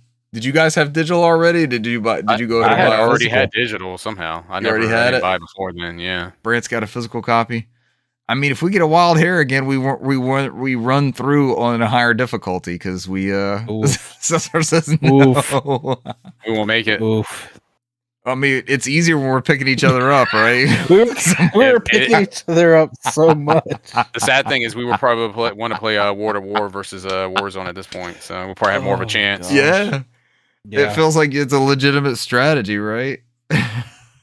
Hey, that shit was still better than getting shot out of the fucking air. I'll tell you that much. That meta of them landing on that center area, just sniping people out the air, sucks ass. I mean, that's all they do, man. In Somebody just land in the center of the map, Mm-hmm. and just snipe you out of the air. It's booty hole. So Call of Duty World at War is the immediate successor to Call of Duty 4 Modern Warfare. So it uses that engine back to like Call of Duty's roots with World War II. So you have a campaign where you're playing as Americans were against the Japanese, right? So you're in the Pacific campaign. And then so a lot of jungles, a lot of beaches, that sort of warfare. And then the other campaign is a group of Russians against German troops. And so your Call of Duty, were they urban Medal warfare. of Honor didn't do this, right? Was that? A lot of urban warfare in there. Oh yeah, big time. Tanks, that's where we got all of our tank levels in there. The flamethrowers. The tank level. World of Tanks. Tank level was awesome. And I got so far behind you guys. I would love to replay that level again because I was trying to fucking back. but y'all never would have been able to advance because I was taking out that nest. Like that nest had to go. There was like 3 armored artillery nests we had to take out, and no matter what I did, I couldn't angle my tank to get that reticle to blow up that that one area. It was killing me. So I ended up way too far behind you guys. But we played through the whole game. If you went down, I guess you could bleed out or get shot or a grenade throw blow up in front of you and kill you. But you could pick each other up pretty regularly, and there were a couple levels where we did a lot of pickups. I think one I had like 10. I'd been picked up 10 times when we beat that level. You get a little scorecard at the end telling you how you did. Mm-hmm. So the 3 of us played through that campaign with friend of the show Buish, and that's all on Twitch. We need to figure out how to capture this on Restream because this is just grade A shit playing through these campaigns. I think there's a way you can just direct it that way instead of Twitch and YouTube or Twitch by itself. I'll have to log in there. I think there is an option built into Twitch if you go into the settings and just say upload to YouTube. I had so much fun with this. There were so many moments where I was just dying laughing, and we're trying to figure out what to do. Stuff goes random in different levels. Like Buish ended up with a flamethrower at one level, just cooking people in front of him. I think Cesar and I, the worst decisions we made is somebody would throw a grenade at us and we thought we could pick it up and throw it back, and we'd be mid-throw and it would just blow us up. We're just fucking hot potato in it back and forth. Oh, it was so much fun. I loved it. Your constant move was you just run ahead, and then all of a sudden you'd be down. You go, guys, I got too far ahead. I'm down. I feel like we all did that at certain points. Like, nope, too many dudes. You would hear Jeremy say that. Too many dudes. I rounded the corners. Way too many people. Oh man, it was a blast. The tank level was a lot of fun. That mixed things up. That was really the only vehicle, right? Like we got in a train at one point. We jumped on a tank at one point, but that tank level is kind of the only one we did that was where we had controls of the vehicles. We were all saying we would play a whole game dedicated to a level like that, the tank level, right? That was a lot of fucking fun. Yeah, that was man, anything else of note? I'm still shocked we played through the entire game like that. That was just wild. It's like 3 hours. That was not bad. Yeah. And when you look online, it's supposed to take like 6 to 8. Maybe it's just because there were 4 of us and we were working our way through it. But we didn't play on the suggested veteran. No. Did we go back and try it now that we're seasoned? Cesar says no. If we think would be an incremental workup. We have to go as a squad and go slowly. Nobody can get ahead of them. You know, we have to like. If you get ahead, it's easy to get overrun in that game. Yeah. This wasn't very tactical. This was pretty. Just go for it. Especially at the end when you're working up those stairs, that seemed just like wave after wave after wave until you like advanced up to a certain point. Oh, going into the German Reichstag, the Capitol building, because there didn't seem to be any sort of like trip, right? It almost seemed timed, like it wasn't as far as we pushed forward or enemies that we took out because the enemies kept pouring out of that building. Yeah, it seemed like it was just a time thing, like a wave based. All right, we've been up here enough. I guess the guy's gonna grab the flag bearer and try to move forward. Story was pretty standard fare. I don't think there was anything, especially coming off like Modern Warfare 4's, the impact of that story. The first time, so we're all 4 different characters, right? Like it renders us as different characters. We're not all 4 Master Chiefs out there, basically. We're different looking people. But whenever there was a cinematic cutscene or something like that, like after the first mission, our collective character gets like grabbed and drugged to the boat. And Cesar said, I'm glad we could all experience this together because it was just us. Like I spent the whole time getting drugged looking around for you guys, but then I looked down at the stream and Cesar's getting drugged too. I was like, all right, this is all of us. And Cesar said, Glad we could experience this all together. And there was a couple like interactive cutscenes that they did that were very similar to that. I think us running the flag to the top of the building at the end was very similar too, right? Didn't we all do that and just push forward? Yeah. So if one of us had failed that, would it have failed it for the other three guys? And we're all scratching our heads like, what the hell did we do? It was fun. Oh, we could try it. God, it was fun. I laughed so much. If y'all ever get a wild hair, I mean, it could be this Saturday, it could be 6 months from now, and you're like, let's play some World at War campaign. It was that much fun. I thought it was awesome. It was very fun. That was a wild experience. Brant looked up a list for us, and I think we're gonna do Tom Clancy's Rainbow Six Vegas 2 specifically. Because the three of us have digital copies, and Buish will now have a physical copy to pop in there and play. And it's 4-player co-op story, just like we did. So, and it's backwards compatible via Series X. So I think this Saturday night, we're gonna give that a go. So tune in if you want to see some more 4-player co-op hijinks. I guess let us know if you don't enjoy that. We're having a blast with it. I know I am. Oh yeah. And I actually feel like I'm playing some of these old backlog titles and Hey man, we fucking beat World of War. So. We did. Yeah, we beat it. That's been on your list for a long time. I mean, if we could beat it on veteran, it would be. Oh, now we got to go back and do that. That's a badge of honor. I think we can pull it off. I'm down. I'm down for us to try.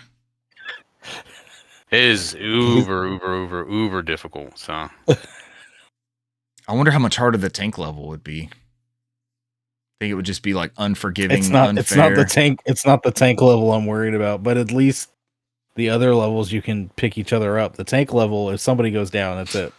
It's done. Are you thinking about Cesar's trench warfare where all the grenades are raining down on top of us? Oh god, the game is so grenade heavy. It's like nonstop grenades coming at us all the time. It never ceases. And like you said, you don't know which ones you can throw back and which ones, as soon as you pick up, you died. Mission failed. Yes. What were the things we had? Everybody was running around trying to pump this thing. the charges. I forget what kind of charges. You would throw those in the foxholes, like that was in the Pacific campaign. The enemy would come out of these like trapdoors, rev them up. Yeah. But then I saved mine, so it was me using them all the time, like against the nests. We were just throwing them out. You guys are flinging them everywhere, and I had them left over still. All right, quick update. So for everybody who wants to experience that stream, I just told it to upload it on YouTube now because it was about to expire in 2 days. From Twitch? Yes. And we can manually do that? I just did it in the video producer section. I just linked our YouTube account. I just told it to export to it. Awesome. So I don't know when it'll be on there, but it's not giving me like all right, it's going to be done at this time. Yeah, so. Awesome. Thank you for finding that, Cesar. Yeah, I've read it somewhere. I just had to go through and figure out where it's at. I don't mind at all then. We don't have to do restream. We can just stream straight to Twitch and then post it on YouTube forever. And then our playthrough is on there. Oh, I love that. Great find. I'm over here thinking about, like, do I feed a Series S into this thing? But no, I have a disc version of most of this stuff. Do I move the Xbox? Do I move the PC over there and try to capture this shit? Because I hate losing that. We have such fun with it. And then for Twitch just to hold it for 30 days and then it's done with it. Like, where the fuck does that go? You're Amazon. Put that shit somewhere. You got Amazon Web Services. Yeah, for now they're Amazon. Yeah. Yeah, I just tell the start export, but I don't see. I'll keep an eye out for it. I bet it's just processing, like rendering in there, and then it'll show up. Good find. All right, there's us live. I wish it gives me a progress bar. It doesn't say anything, so I have no idea. Okay. Huh. I wonder what it posts at too. Like, is it just going to pop up in there as the name of our stream? I Well, I put on there. It's like basically it gives you an option to like I think I put on there COD COD WAW NOFODcast plays COD Okay. World of War, and then I put some tags on there. But I hit like upload and it don't. I don't know. It just doesn't, because I hit export, so it just doesn't say anything. I guess worst case scenario, I'll hit download here because it's not letting me export for whatever. But I'll download it on my PC and then I can upload it to YouTube. Is probably another way of doing it. So this one is actually giving me a preparing to download. So Awesome. it's actually doing something. So I could probably just do it that way. Good find. I'll love to have that up there forever. And then we can edit anything from YouTube. We can put it in playlists and change the title and whatever else we want to do. Because you can, on YouTube, you can tag the game title. So then anybody looking for World at War will find our chaotic playthrough of Call of Duty World at War. That was so much fun. I cannot wait to play other crazy games like this. Outside of someone always being down. I'm down. It happened. It happened. Revive me. And there was a bleed out thing, but I never really did figure out that meter. Like, I feel like it would go from yellow to red and then you would just be done. But then sometimes something, like I said, a grenade would blow up in your face and you just be done with anyways. But that lad's playing some Call of Duty World at War with you guys, 4-player co-op. That is it for my games played this week. I don't know how much did you play, Brant? None. I'm still trekking away a little bit at Legends of Dragoon, but I'm not gonna really say much. You're gonna do the big recap, right? Yeah, I did get a couple games, but that's about it, and tested them. But I guess I'll take up the bulk of this here. I been doing some school stuff during the day, and then at 9 o'clock when I'm done, I've been playing games, and I've been doing that bullshit where I'm playing from like 9 to 1 a.m. So I've been pretty tired recently. Mm-hmm. But I completed Death Stranding. I finished it last night, so about 1 a.m. Yeah. So I think last week, trying to think, where did I leave off? I think I talked about. Did I talk about Amelie? Where we had to go west? I think that's what I was talking about, because there's a lot in this game here. It gets better as it goes through too. It's very Kojima-esque in the beginning, where there was a lot of stuff in there in the very beginning part, in which you can dangerously fall off easily, because you're like, I don't know about this man. He's one of those things you have to believe in. So I think last week I talked about, Bridget, the president, has perished, and you are hired by Die Hard Man to go to the West Coast and use a Kipu, which is USB keys that go around his neck, to connect everything to the Cairo network and find Amelie, who is now being captive on the West Coast. So at that point, it breaks down. I think the next, and it breaks down these chapters to, like, I guess what they focus on the character. So I'm gonna go through it quickly, because we could be here all night if I talk about it. So the next character, chapter 3 is the start of the Fragile one. I kind of went over a little bit. She's the first character you meet in that game in the cave with the umbrella. So she has a courier service outside of where the Death Stranding had occurred in the center of the United States, and she kind of delivers more of the Colorado area and the West Coast. So you have to team up with her to kind of like get those cities and what they call preppers, which are like a single housing areas on the network, because the whole point of getting them on the UCA is to share knowledge on the Cairo network. That means that all the information they have is spread on. It's basically reconnecting the internet. That's all they're doing. Yeah. So that's pretty much all they're doing. So you're working with Fragile, who doesn't open up about her backstory yet, because you've run into Higgs a couple of times, who is the man in with the golden mask, who seems to be pointing towards the main villain of the story. And she basically goes into this whole spiel. You go through the some gameplay, and then you go through the whole story where she kind of opens up with Sam, and she got screwed over by Higgs. Higgs was a partner that came out that wanted to help her courier service, and then all of a sudden he ended up using her to dispose of nuclear bombs in 2 cities and wipe them out completely. Oh shit! And kind of screwed her over. And so she found out that there was another nuclear bomb that she was delivering to South Knot City, and she was able to stop it in time. So basically, he ends up tying her under a bridge and gives her the bomb. And he starts the time fall to start, and he basically puts a mask on her head. And he says she has the ability, she has a beach where she can poof in and out of her beach willingly because she has that version of Dooms that just happens to work. And she also is the one that uses fast travel after this whole bit. So that's kind of like goes into the whole fast travel thing because she can fast travel to different bases that way. So he gives her a choice. She can either save herself or take the bomb and throw it in the tar pit and save the city. And it's like, if you save the city, it's just going to be for a little bit. He's like, I'm going to go in there and kill him anyways later. So she ends up running through the time fall and damages her whole body. So like she had a mask on to protect her face, but her whole body's like a 100-year-old woman. She got hit by that time fall with no clothing on. But she was able to save South Knot City. But a lot of people have blamed her because a lot of people have died because she was working with Higgs. So after that bit, Guilty by association. After that story bit, this is what I was joking with y'all last week, that I got sucked into a time tornado that just happened. It's like a chiral spike, and I get sucked into an area that's very similar to like a Metal Gear Solid-esque battle where you use a gun and you're forced to kill these skeletons, and you're fighting this character who they call a combat veteran, and it actually takes place during World War One.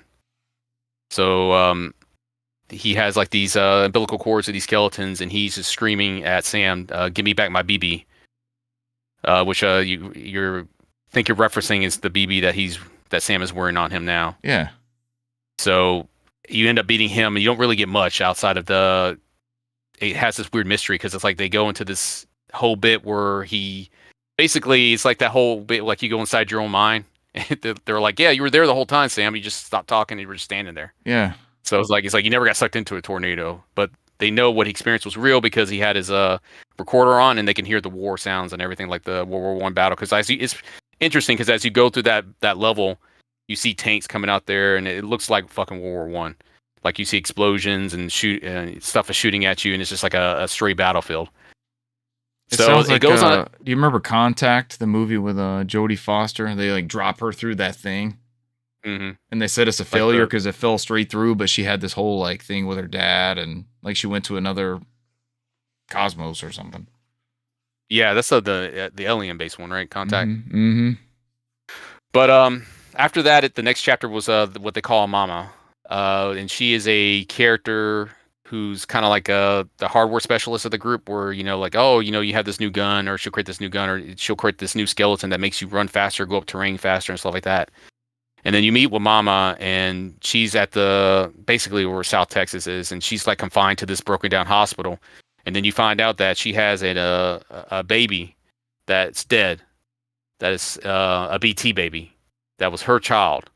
So apparently she goes into this backstory where it's like she's a twin sister. So her and Lochna's her twin sister. I guess they were conjoined at some point because they had some like a surgery to kind of like separate them. Mm-hmm. So they're not fully what they say like fully a person. So like basically, Lochna was in a relationship with a character from Bridges. He died, and she wanted to kill herself, and she can sense it because they're close because they're twins. So she's like, well, Lochna can't have kids because her womb doesn't, her uterus doesn't work. So she has eggs though, but she can't have kids, and it's vice versa for the other twin. So she's like, well, I'll carry the baby for you. She was doing anything she can to keep her sister alive. And so apparently one of the void outs happened, and she was in a hospital. She was getting ready to have a C-section and deliver, and the hospital completely fell down on her. And then she was buried under rubble for a couple of weeks. And she gave birth under the rubble, and so the baby came out dead. And so it was basically a BT that's connected to her in the ceiling. That's kind of out there. She still nurses it and everything, but she's not ready to let it go. So you go through this whole bit where you do some more side stories with Sam, and she gets this cuff where you can cut the umbilical cords. So she tells Sam like Lochna won't have anything to do with any of this. She left Bridges altogether. So she's like, well, bring me to Lochna. It's time to let the baby go. She's gonna let the baby go, and then you end up cutting the umbilical cord, and then the BTs take the baby away, and then you carry Mama over to Lochna, and you find out that after you carry Mama over there, she died. So it's like she ended up meeting Lochna. They talked for a little bit, and she passed away. And then this is when I introduced this new story beat where you have a Ka and Ha. So the Ka is like their bodies, and the Ha is their souls. And so she was never fully alive because that BT that was connected to her was keeping her Ka alive because her soul had already passed on. So when they cut that BT, she fully died at that point. So it gets a little weird because that's like I think when they connected the chiral network, since they were kind of like conjoined twins, she ends up kind of going back into Lochna's head, and they're like one person now. Like we're back to being one person. So she's still kind of like there, but it's interesting. So after that chapter's done, this is the Richard's favorite character, Deadman, which is Guillermo del Toro. You find out that your BB is needs maintenance because the whole point of the BB it's a bridge baby, so it's supposed to be in between. It's not supposed to be alive. It's not supposed to be dead. It's a link to the world of the dead. And so you find out as Sam goes through there, he's interacting with his BB. His BB's coming more to life. Like, so they have to. Deadman's like, good or bad for the outcome. It doesn't help with the BT stuff. You can't detect them. So it's like he said, what I have to do. He has to do surgery on the BT of the BB to tug it back closer to the land of the dead, so you can continue to use it to find the BTs, those ghost characters that kill people. So you had this. The BB is just a tool. Basically, it's not supposed to be a real thing. So what's crazy is that this is the part of the game I hated the most because he had to take the BB away from me, and I had to proceed to playing the game without a way to identify BTs. Oh no! So I was like, man. By the time I was done with this chapter, I was like, this chapter sucked, man.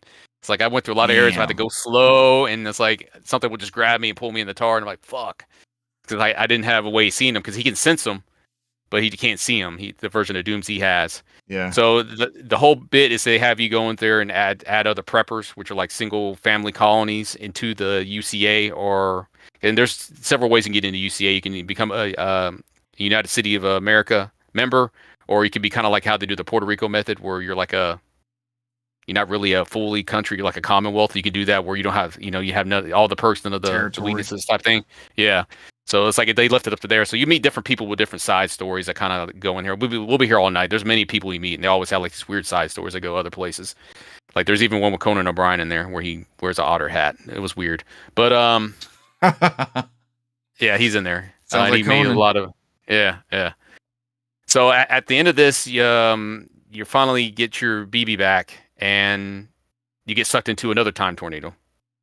And Deadman comes with you, so he actually sees everything on there, and he's carrying the BB with him. And you fight this combat veteran, and he goes by Clifford. You find out his name is Clifford, and this time it takes place during World War II. You're going through like Europe on these little sewer systems of like Italy. And so you see all like these tanks and everything going above you, and as you're going through the sewer system, and so it's basically like Metal Gear Solid, where you have to like get a gun. He'll send out his minions, you shoot them, and you have to shoot them back. You can also, do CQC on them as well, depending on how you want to go through it. I've seen this in the marketing, and I think it was a main part of a trailer. Yeah. I know what you're talking about. So after this, he gets the BB back, and Sam starts calling it Lou. He actually gave the BB a name. And Deadman kind of like opens up to him a little bit, and he's like, the reason why he's called Deadman is because 70% of his body is made up of cadavers. So he says he has a Ka but no Ha. He has no soul.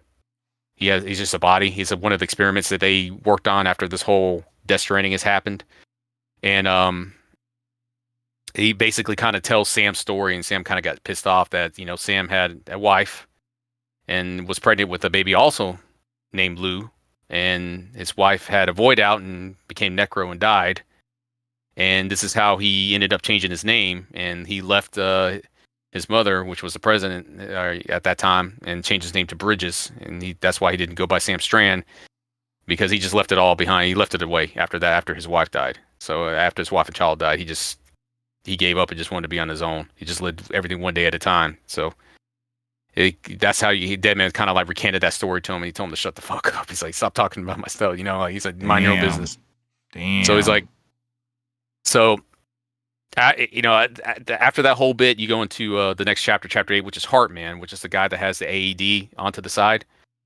And so he goes into another bit where you have to unite more of the UCA around you. And what you're doing is you got to build another relay station because Higgs went through and set up this huge tar pit that blocked off the rest of the United States to the West Coast, where you need to get all the way to the West Coast to complete the chiral network.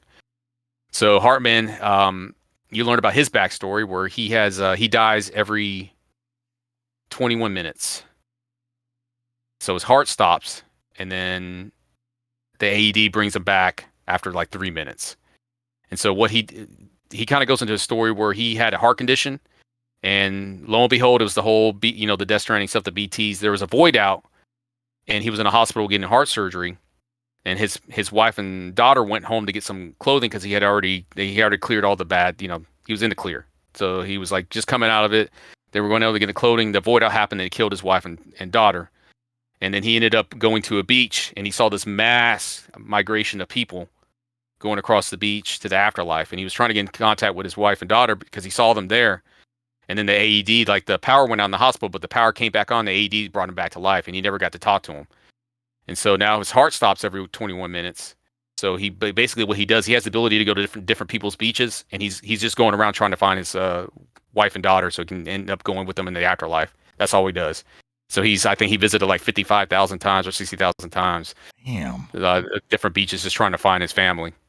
All these characters are tied by this like cataclysmic event. Correct. That like stopped something that they were in the midst of that is traumatic in some capacity. That's wild. So at that point, this is you kind of like unite under Hartman. You unite like a paleontologist, geologist, like some people that kind of like they found out that the Death Stranding has happened multiple times before, and this is actually the sixth time it's happened. So they call it a level extinction. So it's the Death Stranding is what killed dinosaurs. It's what killed other living species in the world. So this is, there's been 5 levels of extinction. So this is the 6th one. This is what they found out because they said even then they found out like these dinosaurs had the umbilical cords and all the stuff that took them to beaches and all the stuff like that. They said this is a process that happens to cause mass extinction. So then this is where you learn that this is the 6th level extinction and that was caused by the Death Stranding. You're trying to figure out how to find it, and they were trying to, like they said like the cavemen that were frozen in ice or the woolly mammoth that were frozen in ice, they're not actually frozen in ice, they're frozen in time. They're like a byproduct of that Death Stranding. So this is awesome. I didn't know there was all this to this story. Yeah. Amazing. And so then you find out that that EEs are all connected. They call it an extension entity. They're all connected to the beach from a strand. And then they said Bridget, the president of the United States, was an EE. And so Amelie, which is supposed to be Sam's sister that he's looking for, is supposedly an EE. He's learning that too on there. And that Higgs, which is Troy Baker's character, is the man with the golden mask, is trying to cause a mass extinction. That's his goal. He's trying to use Amelie to do that, to start it. And so you go into, after that, you go into the Higgs chapter.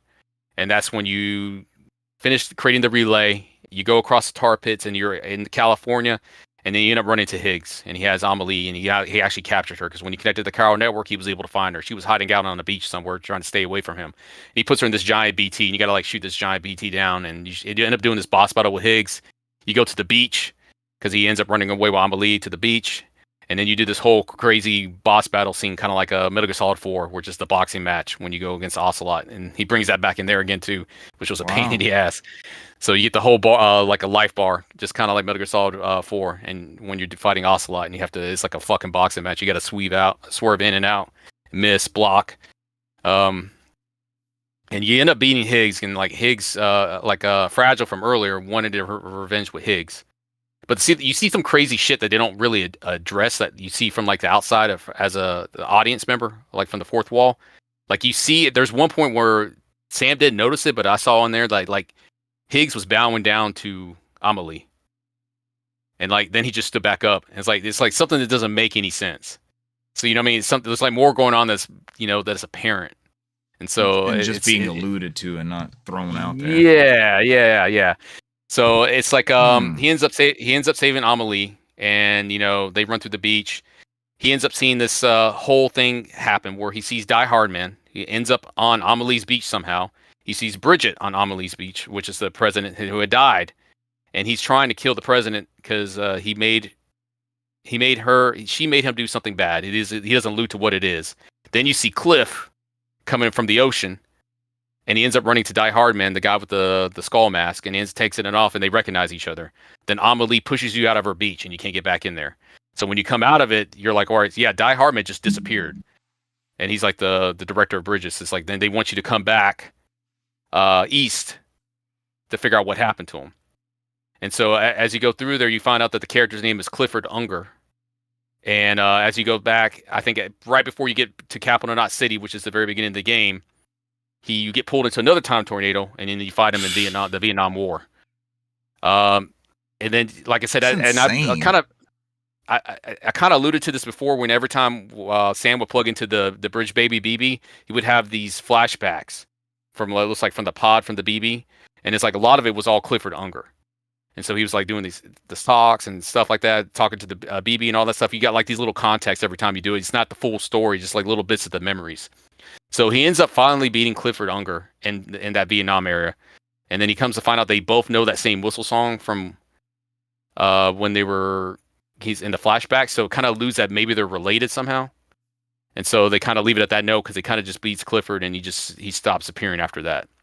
Like he beats him and he's gone for good, because he found out Clifford, he had died originally from an accident from Die Hardman. They said Die Hardman had killed him, and that apparently his soul came from hell to get revenge, and that's why he's still kind of running around. So after that, this is where it's like the end game. It goes. I think the next chapter is Bridges. You have Fragile. She's like she had jumped too many people from her beach, and she was like slowly going into a coma, and you had to bring this package to her to keep her alive, which is the chirobites, which are these weird larvas. So basically, you're on a race to get back to the very beginning of the game, all the way across. So you had to go from the West Coast all the way back from the East Coast. Now it's just doing timefall all the time. It's raining all the time, and I mean you're fighting BTs all the time because it's basically like end of days. Because after the whole fight with Higgs, and basically he kicked off the 6th level extinction. It started. So you're trying to get to Amelie again. So basically, he ends up yeah. So he ends up going to Amelie, and this is just straight story at this point. There's like no more boss battles after the Clifford Unger thing. It's just the next couple chapters is just straight stories, just to kind of tie up the story. So you end up basically, to make a long story short, he ends up meeting Amelie at the beach. She was always the extension entity, and she knew it. She was purposely trying to end the world. She was using Higgs to do that. And she was doing it on purpose. So you come to find out that Amelie and Bridget are the same person. So Bridget is the Ka, which is her body, and Amelie's her Ha, which is her soul. So Bridget was dying in her 20s, the president, from like cancer. And there's a point where they separated. Like her soul got stuck on that beach and could never leave. And then her regular body was on there. And then she said, as she was on the beach, she knew she was an extension entity, and she didn't want to wait for the world to end. They said the world can end, and it's doing like that Metal Gear Solid 4 shit, where like Fox died, like, oh, you can die tomorrow, or you can die in 20 years. Who knows? Just live your life. Yeah. So she was like, it's sort of like that. She didn't want to do that. So she knew she could use Sam to kind of speed up the process because she didn't want to wait.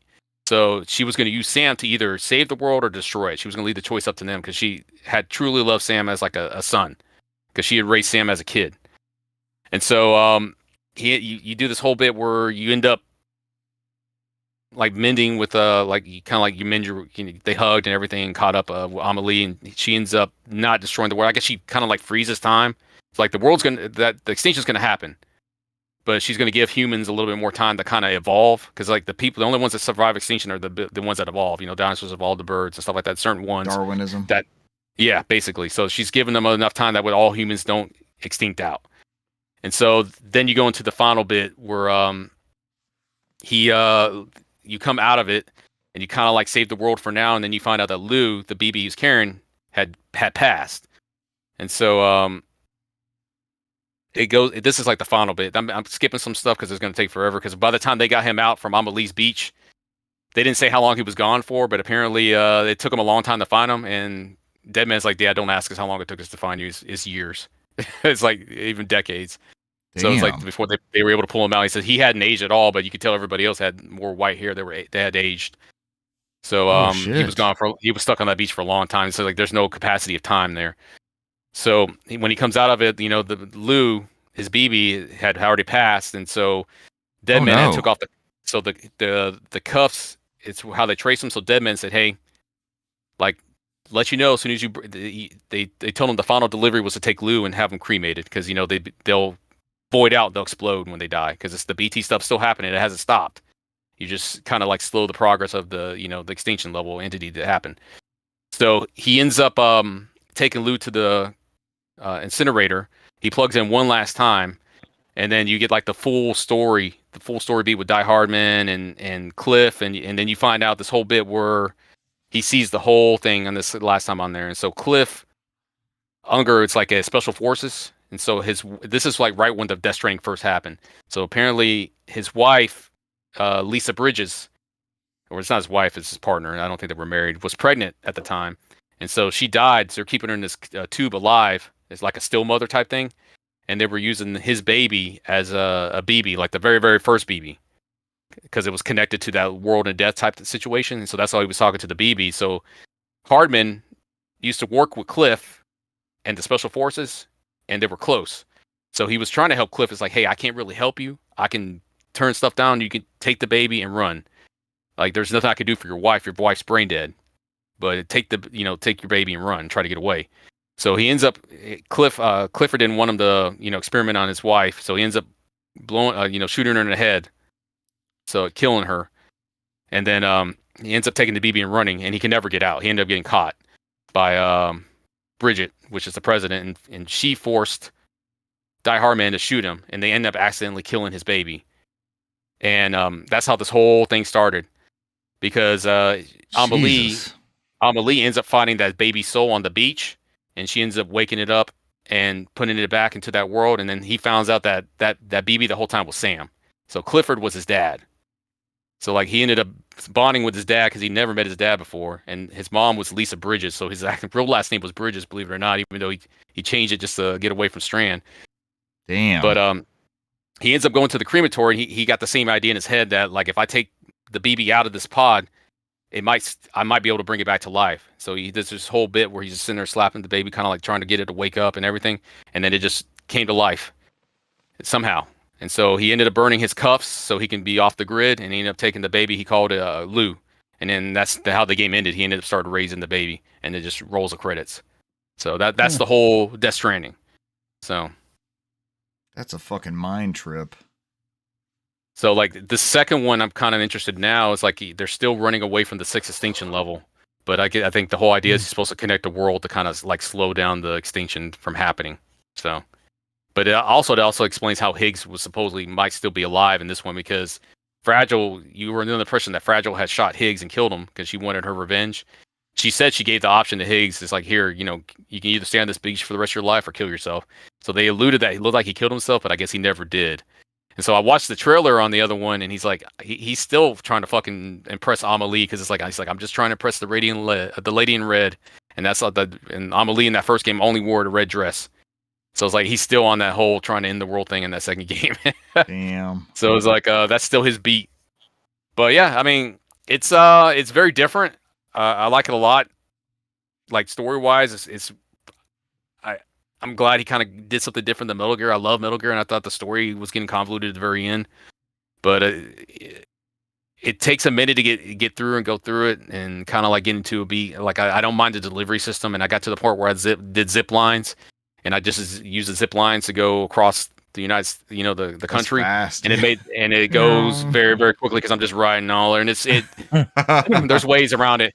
The thing that pisses me off, and it's very Kojima-esque, is that the time fall goes through and ruins all the items you put out there. So like if you leave a zip line for like a couple of days, eventually the rain will ruin it and it will fall apart. So it's like that Kojima bullshit stuff, and it's like, fuck, now I gotta go back over here and put another one down there. But there's I had a good time. I did enjoy the story a lot. So I think as it goes to the end, you get more of the story beats. The very beginning is very more gameplay esque. I mean, they kind of trickle feed the story on there. There's a lot of themes on there, and a lot of the themes are Kojima esque, where he's like bridges, strands, Death Stranding. It's like, everybody's connected. Everybody's connected. That type of stuff. So he's very big on that. So yeah, at the end of the game, like I said, after that, Die Hardman becomes the new president of the United States, and I guess, or not in the United States, United Cities of America. Cities of America. Yeah, the UCA, which I guess he's not anymore because in the second game they have a different guy playing as president. So I'm kind of curious about that. But what happens in between? Neither here or there, because Die Hardman's not a very good. He's not a very good guy, and like Deadman had told him, it's like I don't entirely trust him, but for now I'll work with him because he's the president. So it's like I guess something will happen at some point. But yep, that is my Death Stranding experience. So all in all, very Kojima. I did enjoy it though, so I got it done. I'm ready for the second game, which I'm kind of excited to play now because it looks way better in that trailer. Like it looks way better than this one. So, but I'll kick it over to Brent now. So sounds good. Sounds like there's way more to it than I ever got to and uncovered in my gameplay. It is like billion layers. It's like Kojima always wanted to make a game with very, very little gameplay. So, it's the game beat on there is just you're just making deliveries, and that's cool. And then you have other, every delivery you make, they all have their own stories and interactions with other people, and they have their own beats that they can go on there, and it's deep and they're interesting.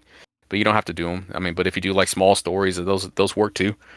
But it is it is like he's getting closer to his what he wanted to be, like a storyteller. So I enjoyed my time with it. It's not for everybody, but I had a good time with it. I thought I had a lot of fun with it. And there was only a couple times on there I was fucking irritated. So the worst one was the very end of the game where I'm about to deliver the package to say fragile, and her favorite saying is "I'm fragile, but I'm not that fragile." That was always her. It's a good line. One-liner. Yeah, that's her one-liner that she would utter all the time. And so like a lot, I'm assuming. At least once or twice, and the whole thing is like Sam Porter Bridges. He's the man that bridged America, and his actual last name was Bridges because his mother was Lisa Bridges, which was the daughter of the CEO of Bridges. So it's a lot of those type of themes that Kojima's famous for. Oh yeah, dead man's dead man because 70% of his body is made up of cadavers. So who would have thought? Heartman's Heartman because his heart stops every 21 minutes. Mama's mama because she has a baby that's passed that's still connected to her as a BT. So that's a hell of a twist right there. Yeah, that story beat was very interesting on there. So it sucks because like you were carrying her across to her sister, and she's like telling you this backstory and stuff like that, and then she's like you can hear her like slowly getting weaker, and then as soon as you bring it out there, she talked to her sister for a little bit, and she just instantly passed away after that. So. All right, let me stop. I had my time with it. It's a good time. All right, I'll get over Brant. Let him finish up for us before it hits midnight. Oh God. Oh, it is 11:30. Good times. I just got some games in. One of them I actually played a little bit of. Games acquired. Xenoblade Chronicles X. I got in.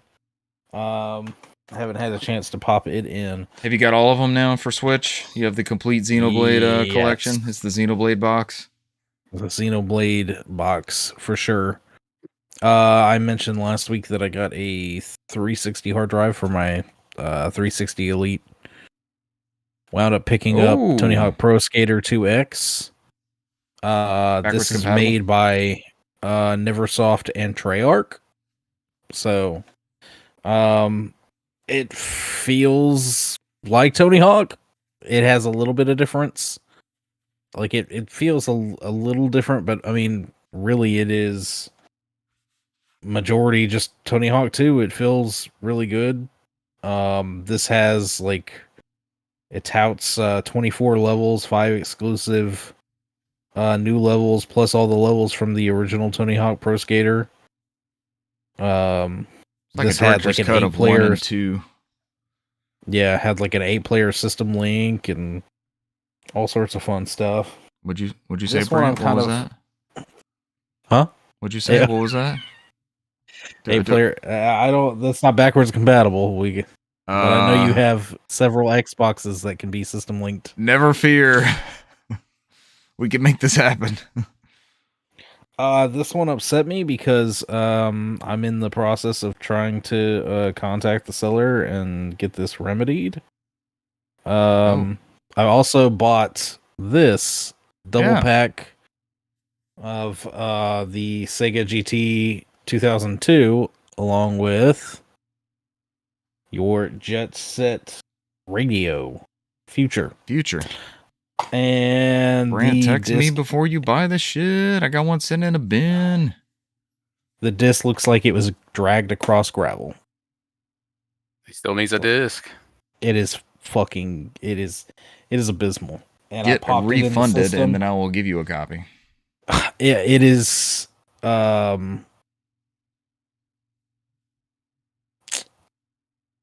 Did it do anything? Did it even try to rip to the hard drive? I popped it in the system, and it went to the original Xbox logo, and it like freezes. It locks the system. It's so bad. It locks the system. That's a nightmare. So yeah, get your money back. eBay always protects the buyer. Well, yeah. Either way, I'm gonna get the money back. But I giving the seller the benefit of the doubt. Immediately because I got home. Did everything that I wanted to do, ate dinner and all this, and then came in, cleaned the games because I always clean games I get. The outside of this cover was a little nasty, almost like somebody had ate something and then had it all over their hands and then just touched all over the case and then let it dry, and it was Cheeto it was dust. kind of disgusting. And then I opened it up and popped it in, and it did that. I said, "What the hell?" Popped it out, look at it, and it was absolutely terrible. Ugh. So I was like, it's late. I'll text him or send him a message first thing in the morning. Send him a message, "Hey, good morning. Just to let you know, received the game yesterday, but the disc is covered in scratches and doesn't play." And I even sent them pictures of the disc. Haven't heard anything. It's been almost 2 days now. Yeah, go ahead and follow your thing. So I might probably tomorrow gonna file and go ahead and figure out if I can just because they even say they have a 30-day return policy or guarantee on all of their items. So you didn't get it from DK Oldies? No DK Oldies. All right, it's go in and bleep that part. It's uploading our COD War awesome session. I'm so excited. That's huge. Is uploading 24 minutes left. It'll be up there in 24 minutes. You should get a notification that it's been published. I put it on there to auto notify. So awesome. Thank you, Cesar. Thank you. You think that'll be pretty easy going forward? You can convert that pretty fast? Yeah, I saw where it was trying to upload it on the back end of YouTube. It just sat there pending at 0%. I may just have to just try it one night and just let it go and see what happens in the morning. Maybe it'll go through. I'm very pleased. It was trying to do it. But yeah, it's going now. I just did it manually. Just says 24 minutes left. So great work. I'm very pleased. All right, that's it for me. That's it. We're done. We made it. It's almost Friday. Happy Friday, gents. It will be in 28 minutes. So hopefully I am unconscious in 28 minutes. Yeah. Ladies and gentlemen, thank you for joining us this week, and we will catch you next week. Bye. See you.